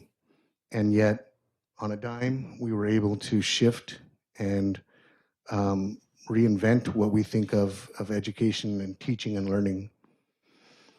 But one of the things that I wanted to make sure that was a focus of this year, and I want it to continue to be a focus, is equity and social emotional learning, SEL. This year, we invited Dr. Rios to come and give us a launch into our new year. Equity is a very important thing, because if the pandemic has revealed anything, is that there is a lot of disparities, not just in social capital or not just in economic capital, but in digital capital, in our parents' ability to navigate through Zoom and help their students out in just the way that they navigate the internet. So equity had to be a big focus this year, and it has to be a big focus from here on out, because these disparities, we can't ignore them. And so Dr. Rios came into our staff meeting and did some work with us. We, as a staff, read his book, My Teacher Believes in Me, and we're able to do lots of discussions around equity. And we went to his CARE opening as well, CARE opening conference. A lot of what we were doing lines up with the district resilience plan that we've been doing, which has been phenomenal. That's one of the things that I can really, well, many things, but one thing that I'm really proud of our district is that while right now many districts, and I know this through my contacts in different organizations, everyone's trying to do work around social justice, around equity, but not at the deeper level that we're doing it. Not with those uncomfortable conversations that need to be had. Most of the other districts I've seen are coming up with a great mission statement, and that's about it. And I'm really applauding our district for taking a deeper stand and trying to get uncomfortable with what has been, has been kind of underneath the hood for this whole time. Obviously, we had our distribution days, which was important to make sure our students had the materials that they need, the resources that they need. Coffee with the principal went virtual, still trying to do it twice a week. Still had about 10, 11 parents at certain times, and other times didn't have as many. But what I found was the word of mouth was a lot stronger, getting on the people who showed up and saying, hey, where's your cousin? Where's your neighbor? And the next time they would also be on there. So, adding that social pressure to really get into these coffee with the principals and get informed. Another area that we wanted to really focus on were on students who were displaying tier 2 and tier 3 behaviors before the pandemic. So these were students that, would sometimes behave themselves into a corner and wouldn't be able to make it out. We would be working with them intensely to really get them the skills that they needed. But now that we have a pandemic, it would have been easy to just lose them. And so making sure that we continue to keep track of those students who are on our list so that they know we still have a connection. And that was one of the biggest things that I wanted to continue, is connection to that school. If a student feels like they're connected to their school, they're not going to be lost. And this was a time where this was really crucial. As far as social emotional learning, I also wanted to make sure that that when we talk about social emotional learning, that we include adults in this, because if you know, when you get into an airplane, what do they say? Put on your mask before you put it on the kids. And that is something that I can tell you is crucial right now. We have anxiety of reopening. A lot of that stuff that we kept inside is coming out. I might notice it with people who are a little bit more angrier, right?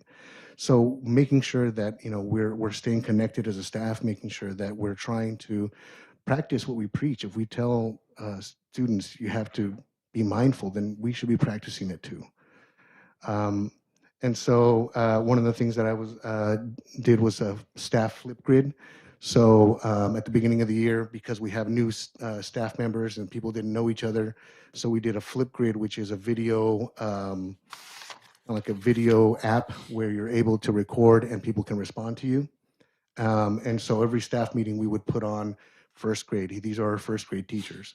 And then from there until the next staff meeting, we were encouraging people to leave affirmations for them or to leave positive comments. We also were doing a white polo selfie. We all had polos for the year, and taking a selfie with the mask and then taking a selfie without the mask and posting those up for everyone to share. We created a educator Google Classroom, and in part it's because when adults are able to use it themselves, then they can transfer it to their classroom. So it was a good way for them to also get used to using Google and all the different tools within it. And then mindful moments, which were at certain staff meetings before the staff meeting started. I would have like a mindful session about 10 minutes before the staff meeting so that people could practice that self-care piece that we talk about. And of course, with students, making sure that we had Second Step and any of the other curriculums that that are made for the social emotional mindset here. And then we have PBIS Tier 1 was one where I think we really excelled really well. And in part, it was because of our PBIS Rewards app, which allowed us to do the same things that we were doing with PBIS, only in a digital format. So students were still able to be recognized for being respectful, responsible, and ready learners. And we were still able to recognize them and give them, get them into the raffles and make a big deal for them still, even though we were in distance learning. And one of the great things, if you haven't seen them, we'll send them your way, but Mr. Khan every week does a raffle using the PBIS Rewards app, and the kids they get super excited. He makes a big deal. Last week, he made one with comic books, superheroes in it, and really awesome. And we're also wanting to make sure we're getting into zones of regulation for next year. That'll be a really important thing for our students to really learn how to self-regulate. Major focuses for this year, and there's still going to be very similar to last year. We want to be able to continue to look into the SOAR framework using GLAD and SOAR strategies. Again, this is about the students using language and being able to use the learning and the discipline of the skill of language to be able to express their learning.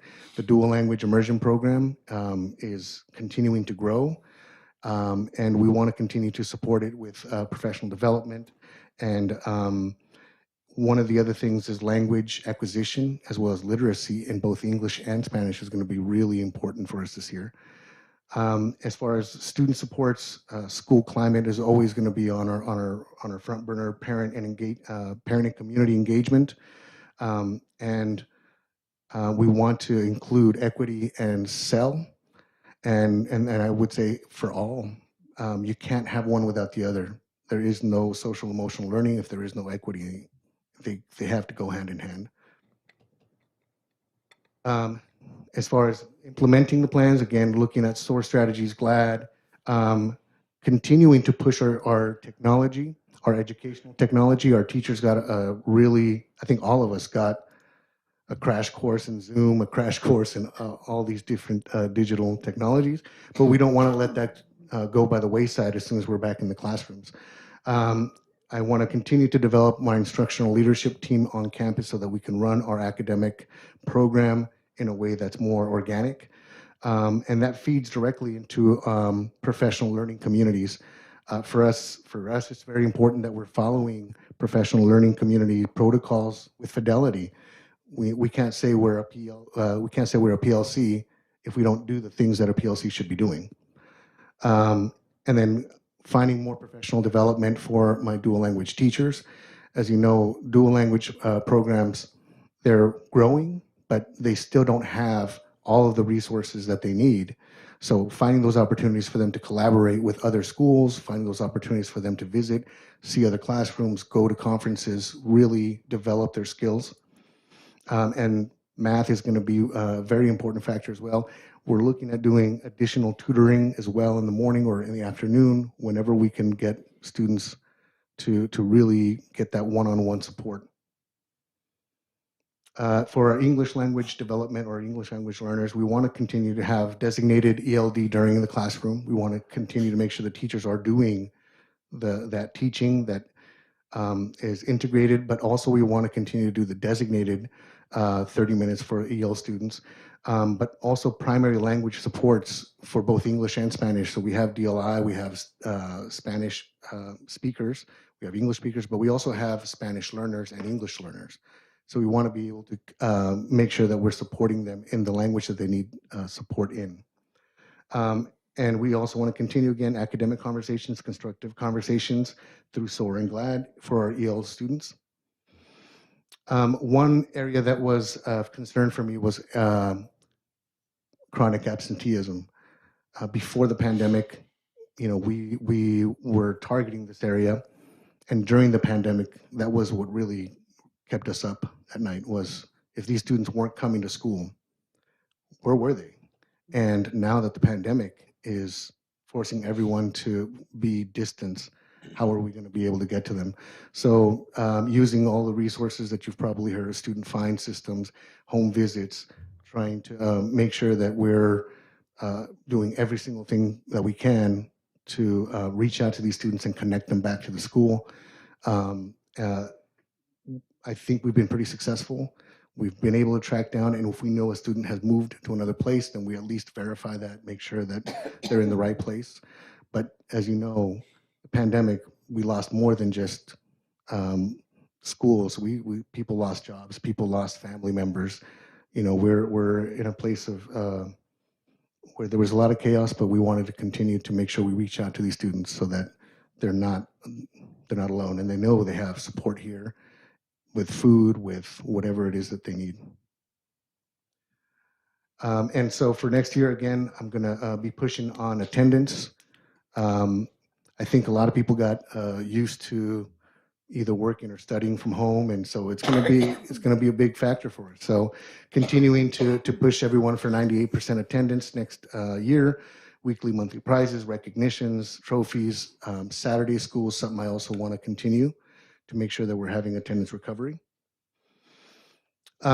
So as far as school climate goes, one area that we use a lot of data in is the Swiss data, which allows us to measure referrals, office discipline referrals. And this is really good data, and it really informs us, when students were being sent to the office more often than not. But one thing that I have always been questioning is, if we are a PBIS school, if our school is about positive behavior intervention support, why are we measuring misbehavior?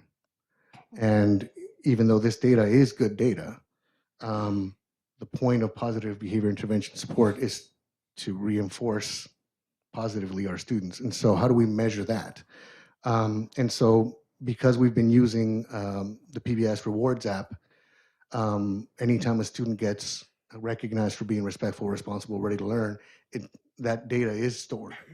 And the great things that we can do with that data, we can break it up by ethnicity and look at different patterns. We can break it up by times and staff and students. Oftentimes those students who are displaying those tier 2, tier 3 behaviors and they're misbehaving, if we were to triangulate the data of how much positive reinforcement that student has had and how much positive reinforcement staff's given them, and you put the referral data there, it'll paint a very accurate picture. And it also gives us the opportunity to look at our positive reinforcement over time. Again, really good stuff to be able to identify those students who may need extra support, who may need extra reinforcement. And then, of course, school climate, when we talk about making sure our students feel safe here at school, but also connected and a part of the community. Continuing with PBIS, our attendance restorative practices is something that I think we're going to rely heavily on next year. And we're going to be practicing that during summer school as well. We're going to need to do a lot of emotional support in restorative circles, even if they're just community building circles. You know, we're going to need to do a lot of that. And so if we're able to push this and know this up front, we can plan for it, make it a monthly circle and have different themes to make sure students are able to express themselves. Saturday schools, biggest thing that we've learned, well, that we experienced was student engagement. Even in Zoom, you could tell the students who were engaged were there on time with their cameras on, and the students who were less engaged, you know, would not have their cameras on. And so, you know, student engagement is going to be a big factor for us this year. Continuing with multiple tiers of support, equity-centered pedagogies and practices. Again, you know, we've done this big push for equity. We don't want to let it drop. We don't want to go back and take our foot off the gas on that. You know, social emotional support, but also for staff members, bullying prevention. You know, the socializing piece is also going to be big time. You know, we've had students who haven't had contact with their friends, who haven't had contact with others. We're going to have to re-socialize that stuff. And during lunchtime, maybe we do lunch bunch and have them get together, you know, with a group of friends and an adult and start, you know, re-examining how we talk to each other, how we get along.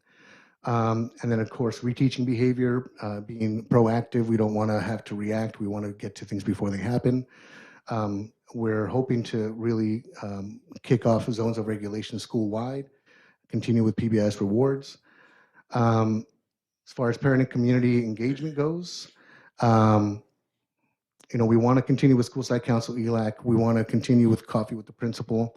We want to be able to look at California Healthy Kids Survey and our PTC, which has been a very strong group on our campus. They're still very strong now. We want to continue to grow that group. DLI Parent Nights and just all the events that we used to have is something that we want to continue to push. And while I got you here, want to give you some updates on the dual language immersion program. We're going to be going into 4th grade already next year. That's pretty, I don't know. It really does fill me with like, whoa, we got this far at 4th grade.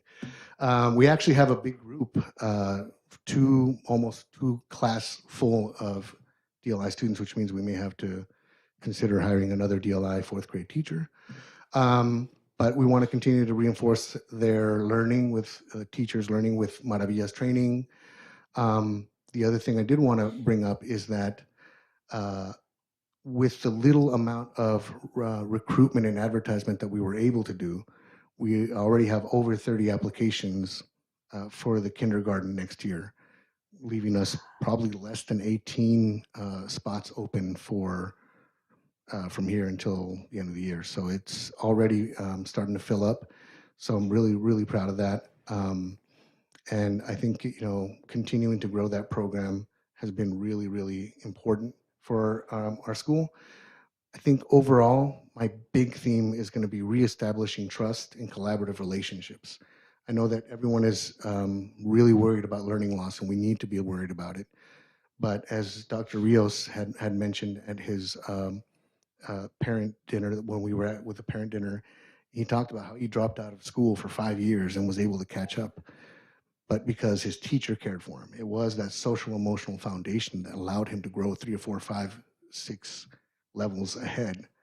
So reestablishing, even though we are looking at learning loss, but we want to continue to do emotional growth. And I think that that's a really big concept for us. We have to lay that foundation so that students can fall in love with school again. And if they do that, they'll learn on their own. They'll take leaps and bounds. So yes, we should be concerned about the learning loss. It's real. But if we can get to their hearts, we can get to their mind. Any questions? Again, here. want to thank you for the whole presentation. It was good. And, you know, the last thing you said there, if they fall in love with school, yeah, they will learn. I mean, can't help it. And that's great. But I want to go back to the fifth grade math that you showed there. Basically, it almost stayed flat. But as I look at that graph, it looks the third grade was an exception, but fourth moved to fifth looked the same as fifth to sixth. So you really can't gauge. I know you said you put the resources in the fifth grade and it looks like it made it, but if you look at the fourth grade before, it's about the same. So Yeah, the comment is, it's not you, it's the way, you know, data can be construed in many ways. Well, I you had know? seen that too, and I was like, oh, we should have been following that cohort too. You know, it was, I definitely, well, I've been tracking it too. So yeah, it was like, so. I think one of the most encouraging things I've heard here tonight is Christy talking about emphasizing math in the preschool program to get them ready, you know, because it is something that's been a concern of mine. I mean, I'm a math freak. I love math, you know, and, you know, just like school, I'll tell you what, I was in seventh grade. I went to Catholic school, and we had a nun teaching us that really had no disciplinary action. And the class was pretty wild, but it was my first introduction to algebra. And I loved it. I sat there. I was the class clown, but I was a nerd in math class, you know. But I fell in love with it, you know, and I still like math today, you know. So. Well, yeah, and math is great, and I think, you know, that's an area that we do put a lot of emphasis on ELA, but I think that we also need to continue to push ourselves in that arena, because there might be a phobia oftentimes with that. Like, there's a stigma about math. You know, there's always been a stigma that male are better than math than females, which is wrong. But I think that old stigma sticks out there some, which we need to get around, you know, because math can be fun. It really can be fun. It can be. You know, one concept I keep pushing is group math, and that's something that's not practiced here a lot, but it was before. And in other countries, that's the way it is. It's group math. People get to see that other people make mistakes at different points, and it lowers that effective filter. So that's something that I think we're going to continue to try to push, is how do we do that? They do it in Singapore, they do it in China, they do it in other places. We should be able to grab that and take that as well. But I'll tell you, when you were talking about PBIS, I used the term "behave themselves into a corner," and I'm like, I'm going to steal that. I'm going to steal that one. I very much appreciate, in particular, you know, the focus and the conversation around preparing students and really addressing kind of some of the challenges and some of the mental health challenges that students are, and not just students, but even that their parents and that staff are dealing with, relating to, you know, what's gone on in the last year and the changes in terms of opening up. I really appreciate the fact that you are working to and looking at how you can provide, how you can help address those issues. Because obviously, if the parents are having an anxiety, you know the students are, you know the scholars are having an anxiety as well. If nothing else, how do I deal with my parents? But I very much appreciate that. Any other questions or comments? Just a quick comment. Something that Trustee Boyd said reminded me of, you know, about the stigma of math being more for boys, and having a girl. Of course, I push her into math all the time, and I do remember seeing these kind of memes and other types of things that are incentives for girls, like T-shirts that say "Girls Love Math" and things like that. And I've always enjoyed seeing those things, because I really do think it kind of gets past that stigma. So you're very innovative, and I want to applaud you on that. So I just wanted to point that out, and maybe that's something you can look into. yeah, for sure. Yeah, I mean, that's something that is supremely important, and you know, we do have to push that stigma away in many different ways. So it really is fascinating how something can just bring up your effective filter and shut people out. And I've noticed it even in myself sometimes, like, oh, math, but no, I have to push myself past it as well. So it's definitely interesting, and it has such a real impact. I just want to point out that you guys are talking about the stereotype that men or males are better at math. I have yet to meet a man who's the head of the household who does the bill pay and the budget in their own home. It's always the wife. Yeah, that's way true. You're the outlier in this. But I'm saying It's just, it's a ridiculous stereotype. Yeah, it is. 100% is, yep. I have one more comment as Yep. what you said about PBIS, and you mentioned, why are, if it's positive behavior, why are we focusing on a negative? And I love that concept. So, looking at that one slide, I was like, wow, yeah, that's it, I really like your approach. So, yeah, very, very innovative. Thank you. Thank you. Thank you so very much. All right, thank you very much. Thank you. Thank you.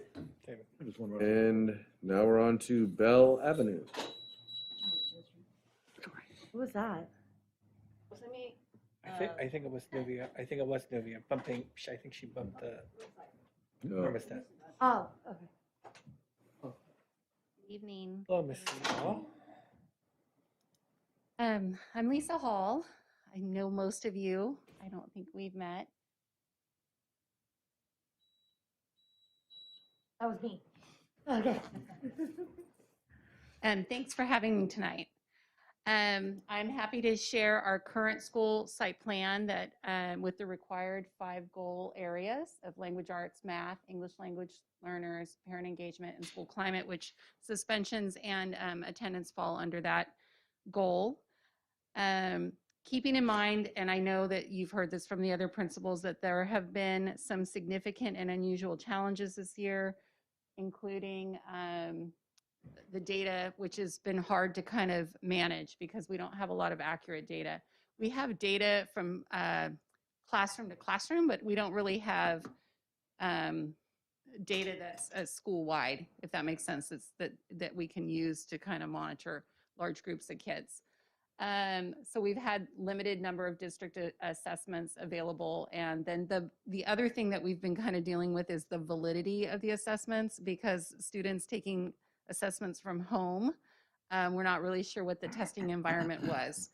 So that has been kind of a challenge. So our data for ELA math and English language learners is as it was in 2018 and 2019. So you have seen the Bell Avenue data before.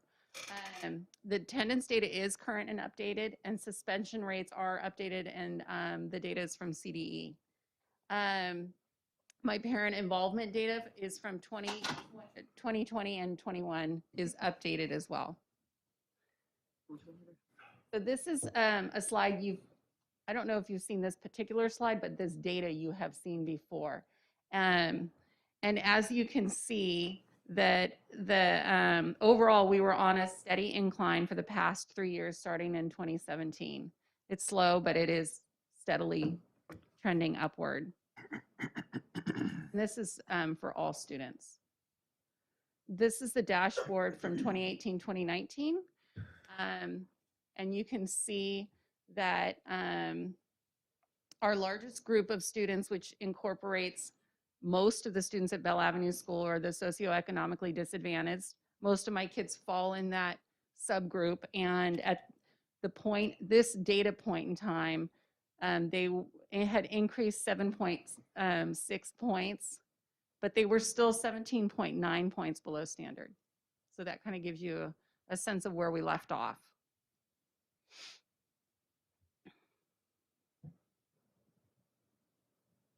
So our action plan for English language arts, all of our teachers, our grade level teams meet weekly. They are specifically looking at writing and reading data, and it's discussed and used to plan instruction. We have twice monthly site PLCs. Teachers meet in grade level spans to analyze and plan for instruction. All of the Bell Avenue teachers are GLAD trained with the exception of one, and we're working on that. It's just not been available through COVID. And so we need to provide the training for new teachers. And we have purchased and we're using online learning supports such as Pear Deck, Kami, Accelerated Reader, and Scholastic News. The Accelerated Reader has a star reading component, and actually I am able to collect more regular data from the tests that the kids are taking, the comprehension tests. But again, they're taking them from home, and so I'm not sure how valid the tests are, because we're not sure how much help the kids are getting. And also their testing environments are not always amazing. Like what's happening in the background during the Zoom classes, sometimes pretty distracting. So this summer, you know, as you all are aware, we are going to be offering a summer school program to all students with our Bell Avenue teachers teaching in their classrooms. I'm happy to say that we have classrooms available K-6 at this point for the Bell Avenue kids, and we're hoping to have even more teachers agree to teach summer school so that we can provide more learning spaces for all of the kids.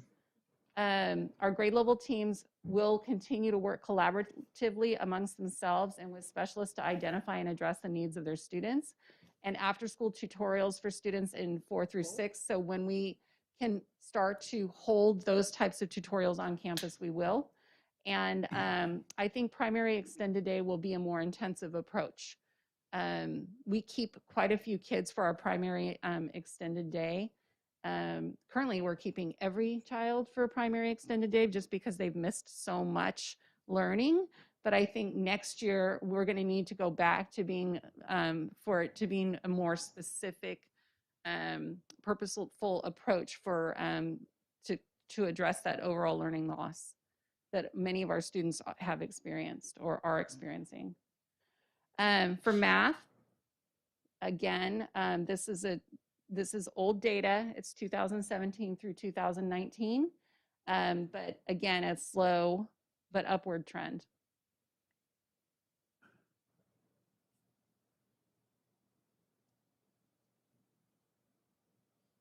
Again, our largest subgroup here is the socioeconomically disadvantaged, and they were 27.9 points below standard. They had increased by 11 points, but they were still 27.9 points below standard.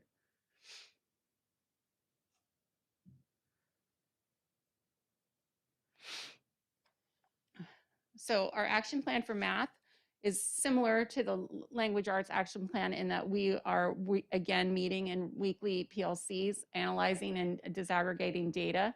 Our math tests that the students take, often the teacher conversation kind of, it's not only that they miss the problem, but they go back and look at why they missed the problem. And the common types of mistakes students are making so that they can ensure that their instruction in the future will help to kind of avoid common errors that students are making. Twice monthly PLCs, grade level teams continuing to work collaboratively amongst themselves, addressing the needs of students, offering, again, the summer school will also have a math component to our summer school. After school tutorials, extended day again. And then we are looking at online programs and apps that might be helpful to students to in math. Maybe something that not necessarily they would use at school, but something that they could work on their own at home to get the more practice. Our English learner data is from 2018, 2019. At the time, we had 156 EL learners, and 44.2% of them were making progress towards language proficiency. We're paying especially close attention to the students who are kind of stuck, for lack of a better word, in the 2 and 3 kind of level, the levels 2 and 3 students that are there, and then they continue to stay there for long periods of time, because you know we want to see growth from year to year, but we do have a group of students that have continued to stay at that level, and so that's something that we're paying careful attention to, and working to try and identify the reason why they're not making the growth that we would expect them to make, and organizing intervention, appropriate intervention, because sometimes it's not necessarily being a language learner. It might be something else that's keeping them from making that progress. So our action plan for language learners. So All of our teachers are GLAD trained, but it's important for them to keep up on their training. So we are looking into refresh trainings with emphasis on English language learners. So that is something that is available. It's currently online, and so I'm kind of torn about online PD versus waiting a little bit longer and hoping that the PD will be in person. Also twice a month site PLCs, again, meeting grade level spans. English language learners need to be an ongoing discussion. Working in grade level teams to, and working with the specialists to identify the needs and address and figure out the best way to address them. All the teachers need to be familiar with the LPAC, and I think that this is something that is kind of lacking.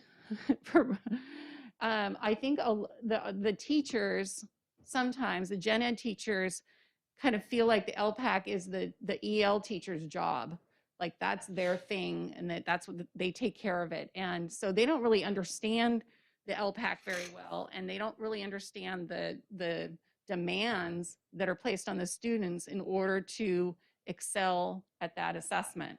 So our last PLCs before we went out on COVID, we were in the process of kind of tearing apart the LPAC as a staff. We had identified all of the crucial vocabulary and phrases within the practice tests and everything that we had available to us. And then teachers had gone back with their grade level teams to figure out how can we integrate this into our daily lessons so that when kids come across these types of questions or tasks or vocabulary or whatever it is, they're really familiar with it. So I felt like that was a really important thing for all of the teachers on staff to understand, because because kids were stumbling over things during LPAC testing that we felt like we assumed they could do, or we assumed that they would understand, and they were having a hard time with it. So we will go back to that work when we can meet back in person. The 2021 summer school program will be offered to all students again. Our program at Bell Avenue will be under the GLAD umbrella. All teachers working at their grade level standards will be working under one theme. And I think it'll be a great way to kind of market and promote the program, because a lot of kids don't want to go to summer school. So we got to figure out a way to make it fun, but also weaving in their grade level standards and kind of going back to fill in the learning loss that has happened. We also have homework help for our English language learners and extended library hours. And then we have our EL rotation time that happens daily, targeting students who are not. And then for us, I think looking at that time to try and create groups that target those students who are not making that expected progress on the LPAC.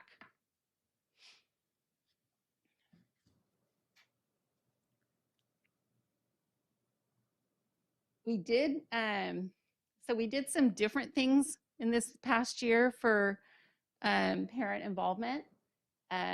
Learning supply pickup day. It doesn't sound like that big of a deal, but the teachers are like, this is great. I have seen my parents face to face once a month, and I have a chance to talk to them. I've had great conversations with them, and they've been actually quite valuable. So the Bell Avenue teachers have opted not to do drive-through pickups. Even now that we're distance learning is, we're on hybrid learning, and then we have distance learning, we're still doing come onto campus so we can have a conversation. And those have been really valuable, especially right now when we're all feeling a little disconnected. And we had back to school night. We did our Halloween. Halloween was always kind of a big deal at Bell, and we did a big trick or treat kind of movie theater night, and we were trying to figure out how to make that happen. So we did a Halloween drive-through this year, which was a ton of fun. And we had a lot of kids come. I think we handed out like 300 treat bags and bracelets and all this stuff that the kids got. It was a lot of fun. And the parents really got into decorating their cars and things like that. We have our regular Sammy Circuit night. We have one coming up actually this coming Wednesday, which is a PE fitness night. And the kids really love those. And those are great family nights. And parent-teacher conferences, I will say they were very well attended this year. Normally, we have about 85% of our parents attending parent conferences, and we call and try to get them to come in. Well, this year, I think we had like 95% of our parents participated in parent conference. So the Zoom was actually really valuable during parent-teacher conferences because parents didn't have to leave work. They can do a Zoom call on their break. And so actually it worked out really well for this year for parent-teacher conferences. And I think in the future, that's something that could be an option for parents because I know that taking time out of work can be really challenging. So we had our Parents Are Teachers 2 night, which was extremely well attended. We had about 145 parents come. And then the district, we hosted as a district the Glow Up Dance Party, which was very fun as well. And we had quite a few families participate in that.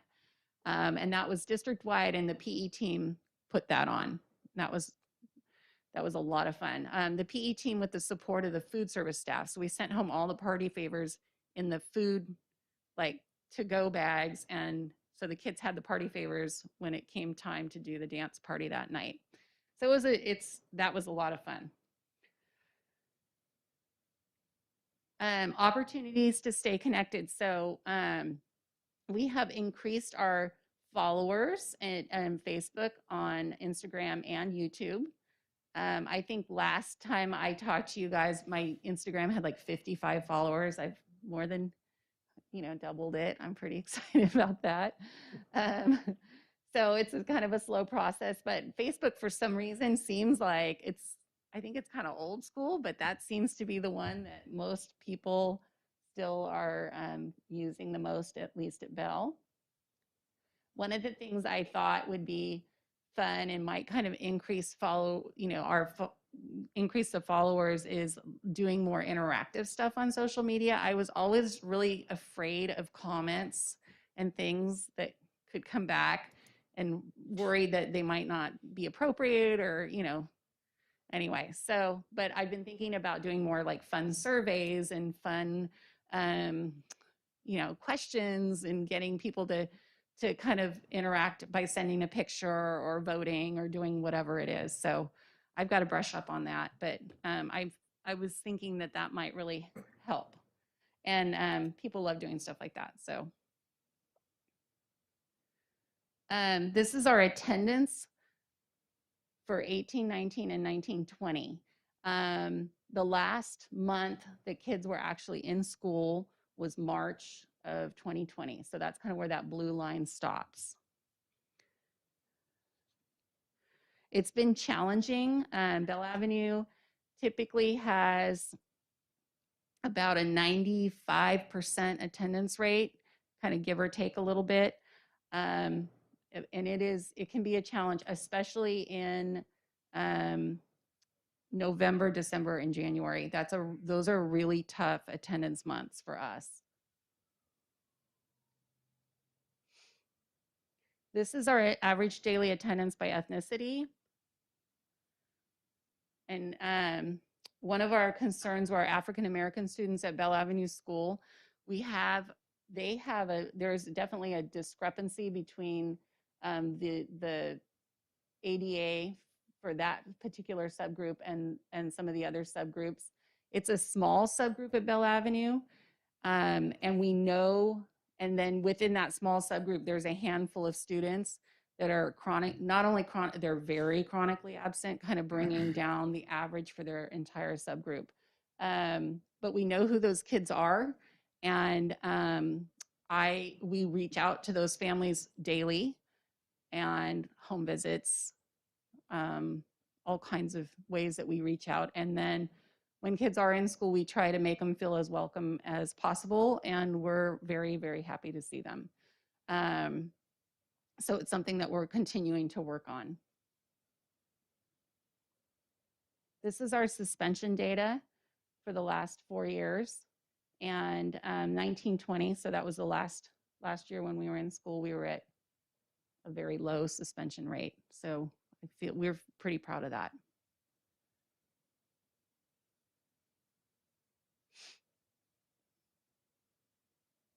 some of the things that we're doing to help with our absenteeism is that the teachers at Bell are very well connected to their students. They're very good at building relationships, and you will see that teachers greet their students daily.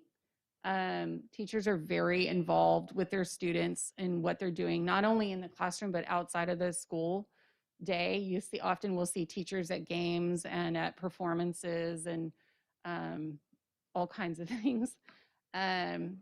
We try to build a school, we're trying to build a school culture that highlights attendance. We recognize students for improved attendance, even if it's just like we've noticed this week is a lot better than it has been. So we're really, we do that on a weekly basis. We review students' attendance. We have daily check-ins for students that are at risk for chronic attendance issues.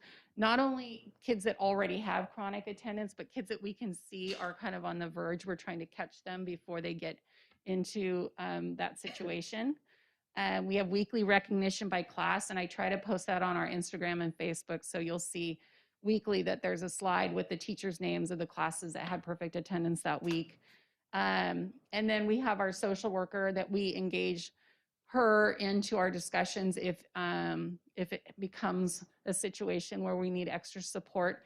And then, of course, we have the SART and SARB process, which we try to avoid, but sometimes that's what's necessary. For suspensions, all of our staff has had cell training. We use the check-in, check-out model for many of our students. And we try to be as clear with our expectations for staff and students, consistent, so that kids know what to expect. And they're not confused by rules or expectations. We meet regularly for the MTSS communication meetings. So those are students that teachers are concerned about, whether it's behavior, social concerns, behavior, or academic concerns. We have a pretty strong PBIS system at our school. We host we were hosting personal best assemblies. We had a pretty strong student council. Our enrichment team is very involved in our school, and our students look forward to going to art, technology, and PE. And I know that on the days that kids have those particular classes, they're more likely to come to school. We work really hard to keep our students engaged and our teachers engaged. And I feel pretty strongly about after-school sports, and I'm really hoping that soccer will be back soon, because I know kids really look forward to that, and that's an opportunity for kids to really be a part of the school outside of the school day, having like school spirit, teamwork, and then of course they get to play against the other schools in the district. So that's a lot of fun, and I think kids really look forward to that. And then, but the key thing to all of this is the strong relationships, I think, between the staff and the students. And all of the staff, not just the teachers, but all of the staff at Bell Avenue work really hard to make sure that they're building strong relationships with their students.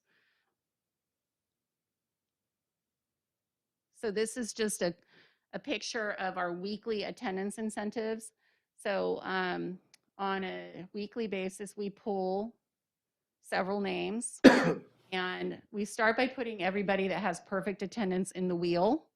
And then Miss Sam and I, the attendance secretary at Bell, we sit down and we look at the attendance for the entire school, and we look at it by week. And if we see someone that we see that someone has improved attendance, we put them into the raffle as well. So the raffle is improved attendance or perfect attendance. And the kids love it, and they get to come and pick a special prize, and they get their picture taken, and their parents called. And a lot of these are distance learners, so their parents drove them over to the school to pick their prize. This is Madison Meyer, and I think, okay, so this is the other thing that we do on a weekly basis is called a Tiger Shout Out. So all the teachers fill out a Google form of a couple of kids that they want to recognize for great, that's not a great thumbnail, for great attendances or great participation or whatever it is that they want to recognize for a student. And they fill out a Google form, and then I announce the names on video, and it's part of our weekly Tiger News. But the teachers can also make a video, and so they will do their own personal shout outs for the kids. And then again, the kids get a little prize of like some type of tiger spirit, so that little person, Madison, has a little tiger in her hand and an in and out gift like certificate. So I'm not sure how to make this video play. Well, thanks, Adam. Hi Tigers, Mrs. Broderick here. I wanted to give a shout out and thumbs up to Madison Myers. Boy, does she work hard. This girl has nearly doubled her fluency since the beginning of the year, and she turns in every assignment, whether it's online or in class. So keep up the great work, Maddie. I'm very proud of you. So that's just an example of some of the videos that the teachers send in every week, and then Mr. Weeks puts it in our Tiger Day or Tiger Weekly News, and so the kids get to see it, the parents can see it, and then they come down and pick a prize. So it's a lot of fun, and if they're distance learners, what we do is I mail them a note, I write them a note, and then I put their prize in the mail so they can come and they get something special in the mail. That's it. Are there any questions? We got one. Sammy Circuit, is that going to be a live performance? He's live in his studio, wherever, I don't know where his studio is right now. It was a furniture store for a while. So he's live in his studio. And then what he is doing, we're going to try something new this next week. When kids log in, there's going to be a drop-down menu so that they can tell him what school they're from, so he can kind of keep attendance by school, which makes me feel a little competitive. So because I want Bella kids. So he does such an amazing. Have you seen him? I went to one, and that's why I asked. And I was going to invite my fellow board members here. Oh man, to watch this. It's a great workout. It's incredible. It's a great workout. And it's good if it's. I mean, it'd be easier to do it online. So if you can send us a. Well, okay, we will make sure we'll send out the link to. We'll take care of that. Okay. Thank you. Yeah. I just wanted to say thank you for including kids with improved attendance, because it isn't always the children who are causing it. Parents have to work, internet might be down, things like that. Yeah. So there's things out of kids' control, and I really like the fact you include the improved attendance, so that way they don't feel left out. Right. So Well, thank you. We've talked a lot about that as a cabinet, but for Sam and I, when we look at it, we don't make them wait a month of improved. Like we do as soon as we see improved attendance. And those drawings are very strategic. I mean, I know it looks like it's random, but it's not always random. There's special notes in there. This is on YouTube, Mrs. Hall. Anyway, yeah, but we really want kids to know that we noticed. So we really want them to know. And so we try to catch kids as soon as we see that improvement, we try to catch them. Because we want to encourage them to keep on. And I know it's not all, it's not the kids, and there's a lot going on in families, but we need them to come to school. I mean, it's hard to raise our scores, and it's hard to teach kids when they're not there. So, attendance I understand it. My mom worked graveyards as a nurse when I was growing up, and she would drop me off at school like 2 hours late sometimes, and I was always the one that got in trouble or bullied. Yeah, we try not to, like, if they show up, we're thrilled. Like we don't want kids feeling afraid or embarrassed or ashamed to come to school ever. So it's really hard, it's not hard, but it's challenging to try to continue to find ways to encourage kids, because it isn't always the kids. Right. It And isn't I'm always not saying kids. like the parents are all, Yeah. like, it's life, job, work, Sure. things Cars. like that. Yeah, It's all kinds of hard. stuff. It's life. Life Yeah. happens. So no, I know it, but So that's something that we've been working on. And the other thing with perfect attendance is that you miss one day, then you're like, I'm out. I didn't get it. So so we try to catch kids as they're making improvements, as soon as they make improvements. That's awesome, thank you. And I'll back you up saying it's not always kids either. Like you mentioned earlier, I mentioned that I've been up there a couple times visiting, talking to you one time. And every time I leave there, I'm loaded down with T-shirts, candy. They do good over there. Yeah. Good. Yeah, come visit. Couple of things.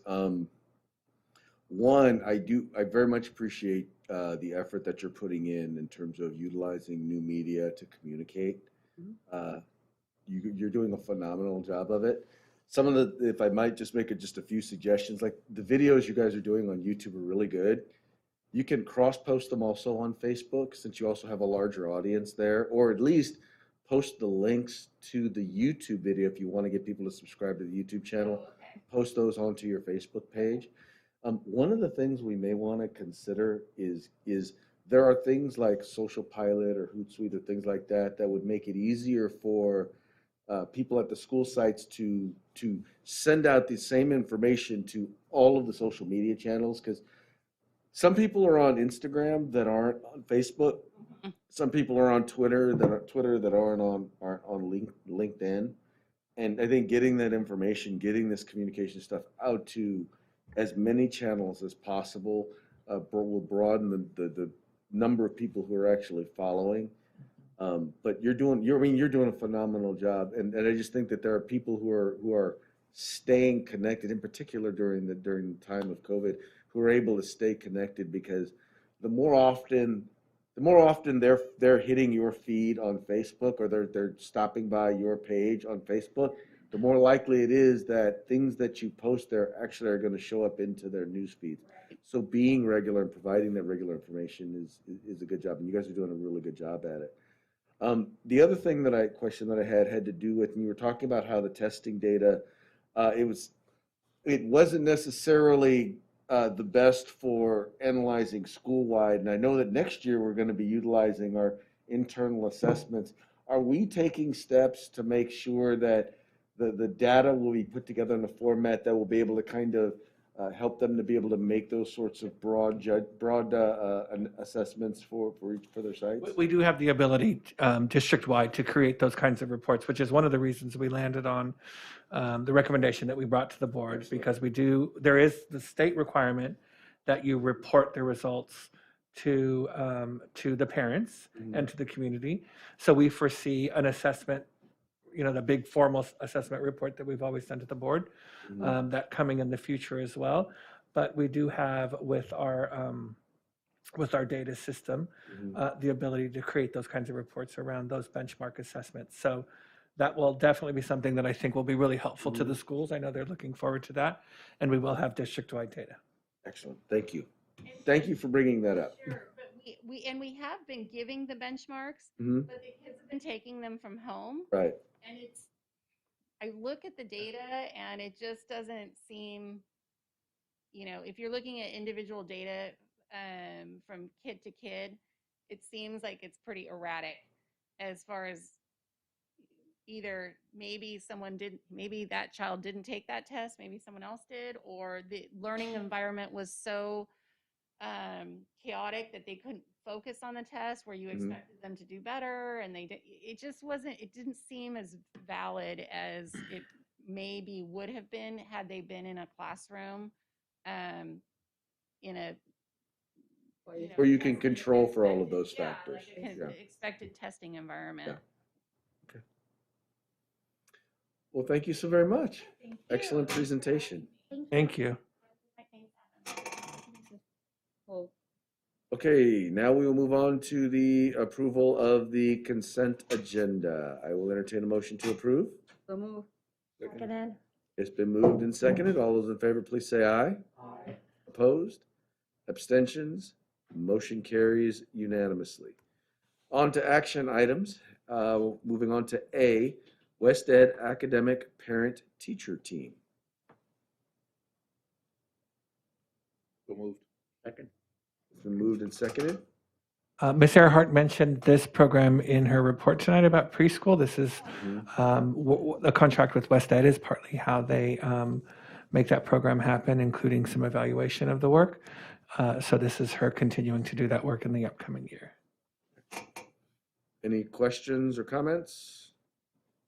Seeing no discussion, we'll move forward to a vote. All those in favor, please say aye. Aye. Opposed? Abstentions? Motion carries unanimously. Next item, approve MOU with Center for Oral Health. So moved. Second. Been moved and seconded. Would you like anything to comment on this?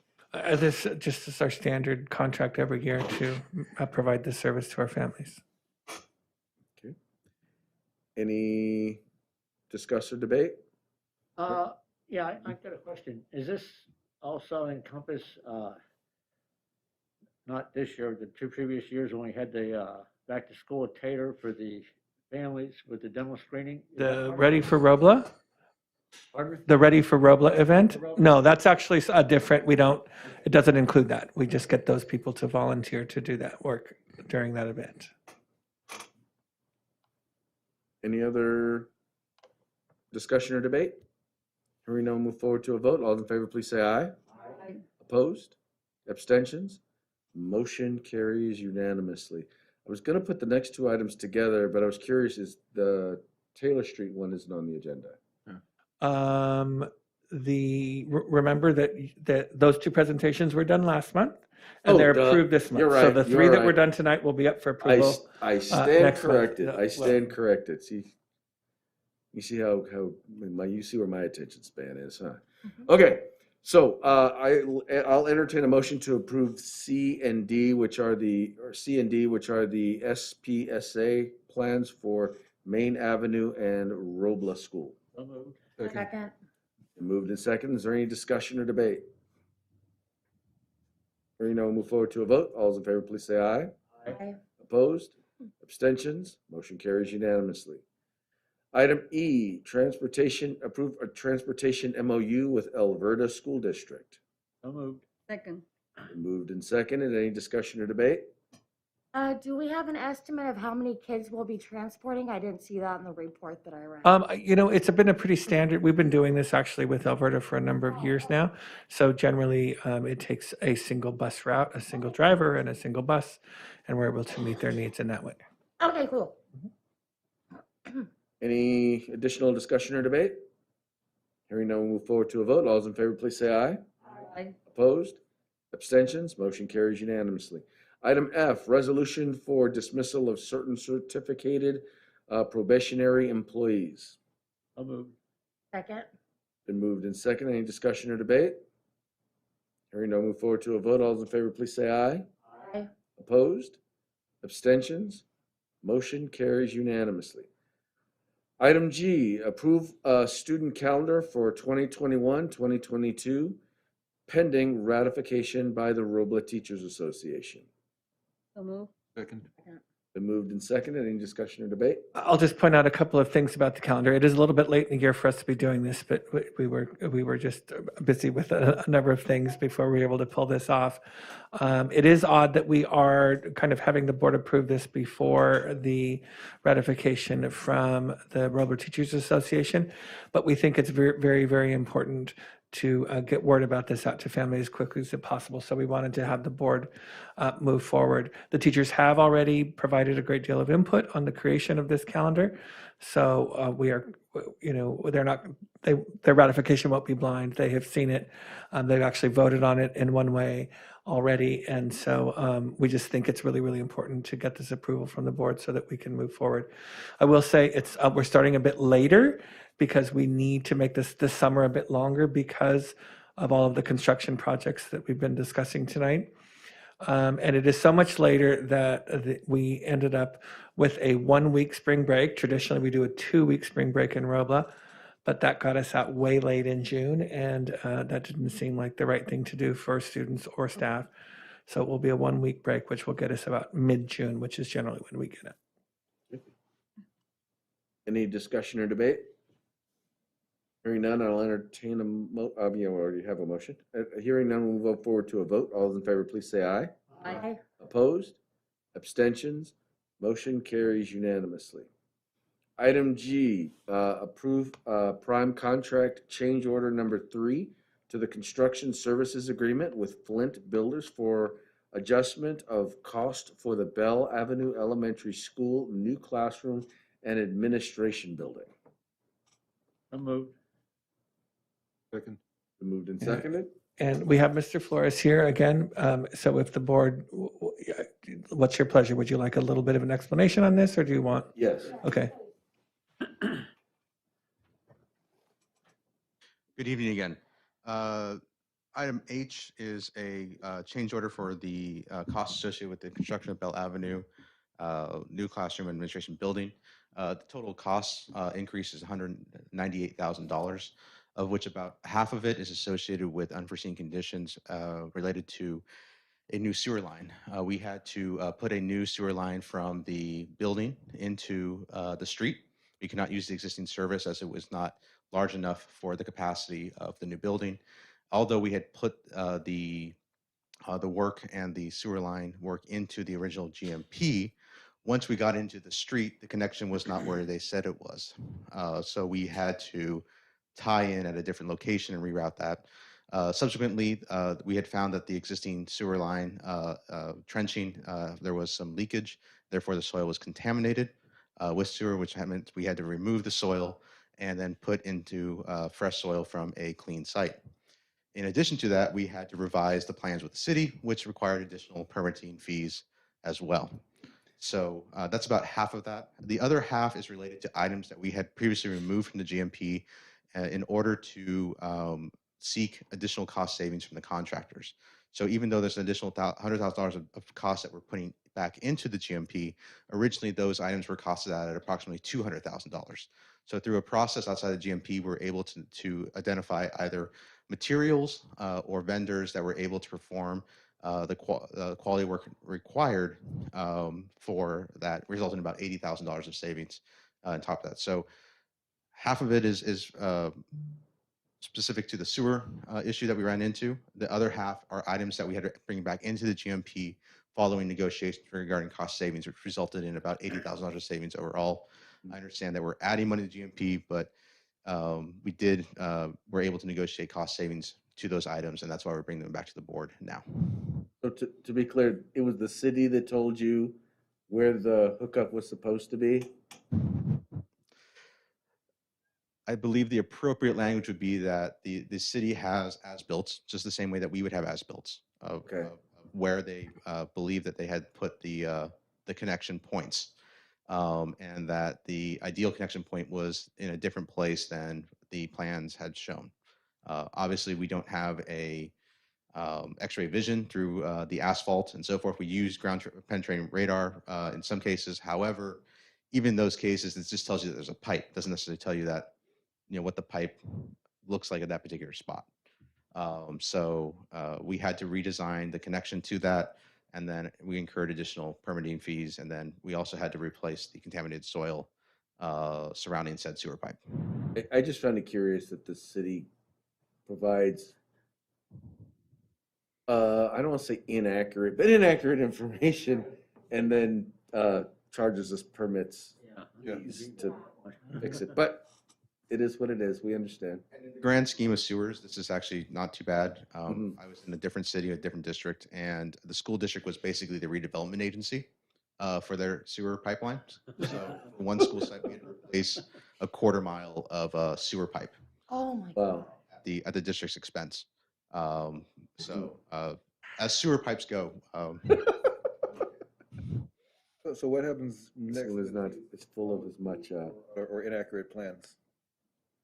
well, we would tell the city where we put the pipe, and whether they choose to revise their drawings to reflect that. That's their prerogative. I mean, we know where the pipes are. So if they ever wanted to come ask us, we will. But we will submit to them our as-built drawings to identify where we did, and then they can choose to incorporate that or not. Right, we'll always have drawings. charge them a fee for those plans. DVD that has To do? Okay. Any other questions, debate or discussion? Okay, hearing none, we'll go forward to a vote. All those in favor, please say aye. Aye. Opposed? Abstentions? Motion carries unanimously. Item I, agreement for consultant services with Capital Engineering Consultants, Inc. to provide Title 24 California Green Building Standards Code, CalGreen, commissioning services for the facilities improvements at Bell Avenue Elementary School identified in the Robla District's Facilities Assessment and Implementation Plan. So moved. Second. Second. It's been moved and seconded.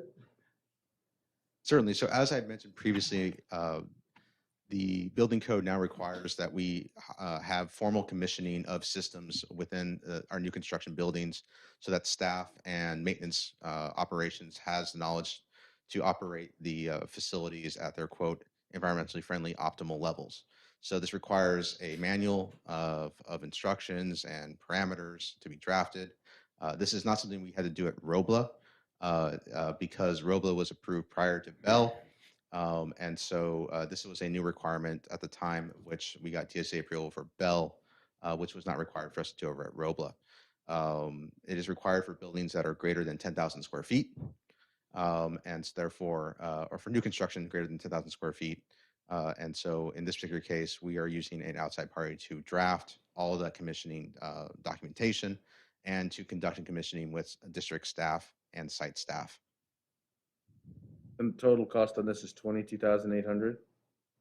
Or is it 280, 228,000? No. Or is it $228? I'm looking at the content. It says the agreement provides services a total fee of, and then either the comma's in the wrong space, but it's It should be 22,000. 22,800. Okay. Yeah, it's not. Yeah, apologize for the comma. We'll also work on drafting shorter board item descriptions. Now, when you tell the city where you put the sewer line, make sure you don't put the comma in the wrong spot. It's test for. Okay, any other discussion or debate? Hearing no move forward to a vote. All in favor, please say aye. Aye. Opposed? Abstentions? Motion carries unanimously.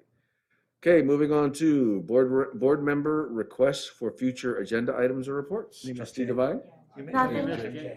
Oh, did I? Oh, my apologies. Yeah, I was already on Jay, so yeah, I messed up. was in J. Thank you. First day. Okay, agreement for consultant services with Optima Inspections, Inc. to provide Office of Public School Construction and Division of State Architects required Inspector of Record construction, inspection, and monitoring services for the facilities improvement at Glenwood Elementary School identified in the Robla School District's Facilities Assessment Implementation Plan. So move. Second. Moved and seconded. Any discussion or debate? Assuming this is just hiring an inspector of record. That's correct. Oh, it is. Okay. This is the same firm that is working on Robla Elementary. Okay. Any other discussion or debate? Hearing none, move forward to a vote. All those in favor, please say aye. Aye. Aye. Opposed? Abstentions? Motion carries unanimously. I see. Now we're on board member requests for future agenda items. See, I am a man ahead of my time. Unfortunately, it's only about 30 seconds. No requests at this time. Okay. Trustee Cardona? No request, but like Ms. Hall said, let's keep follow school, follow our schools and Instagrams and Yes. Facebook. Every shake, every like, every we put over there, kids enjoy and like them and get excited. So we do it. Yep. Trustee Barnes? I have one request. One thing that I heard consistently throughout the night was that our health services, vision, hearing, and dental were not used very much this year because of the pandemic. So I would encourage or ask that we look into. I know that we usually do this on a 2-year cycle. Is that correct? The cycle depends. Students can always be referred if there's a concern, but we do, most of those assessments we do every other year, so. Okay, so I would request that we look into resetting that cycle and starting fresh next year, if we do go back in person as we plan to. That is true. Yeah. Incorporate a district-wide communications campaign to let people know and remind people about it. I like that. That's a good. Okay. Oh, Trustee Boyd?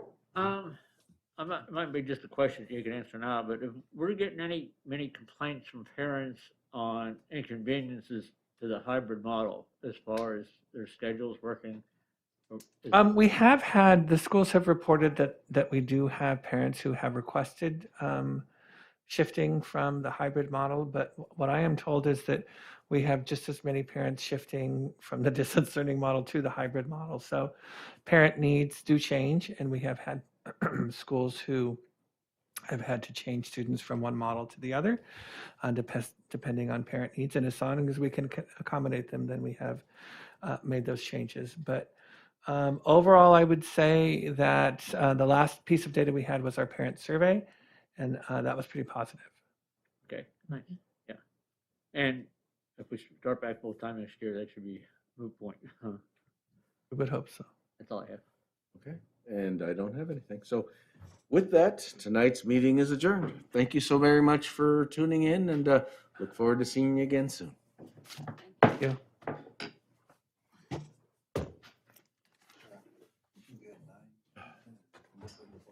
I didn't hear you, I'm sorry. We had 9, 2, and 4, but most of them are probably here. They will be.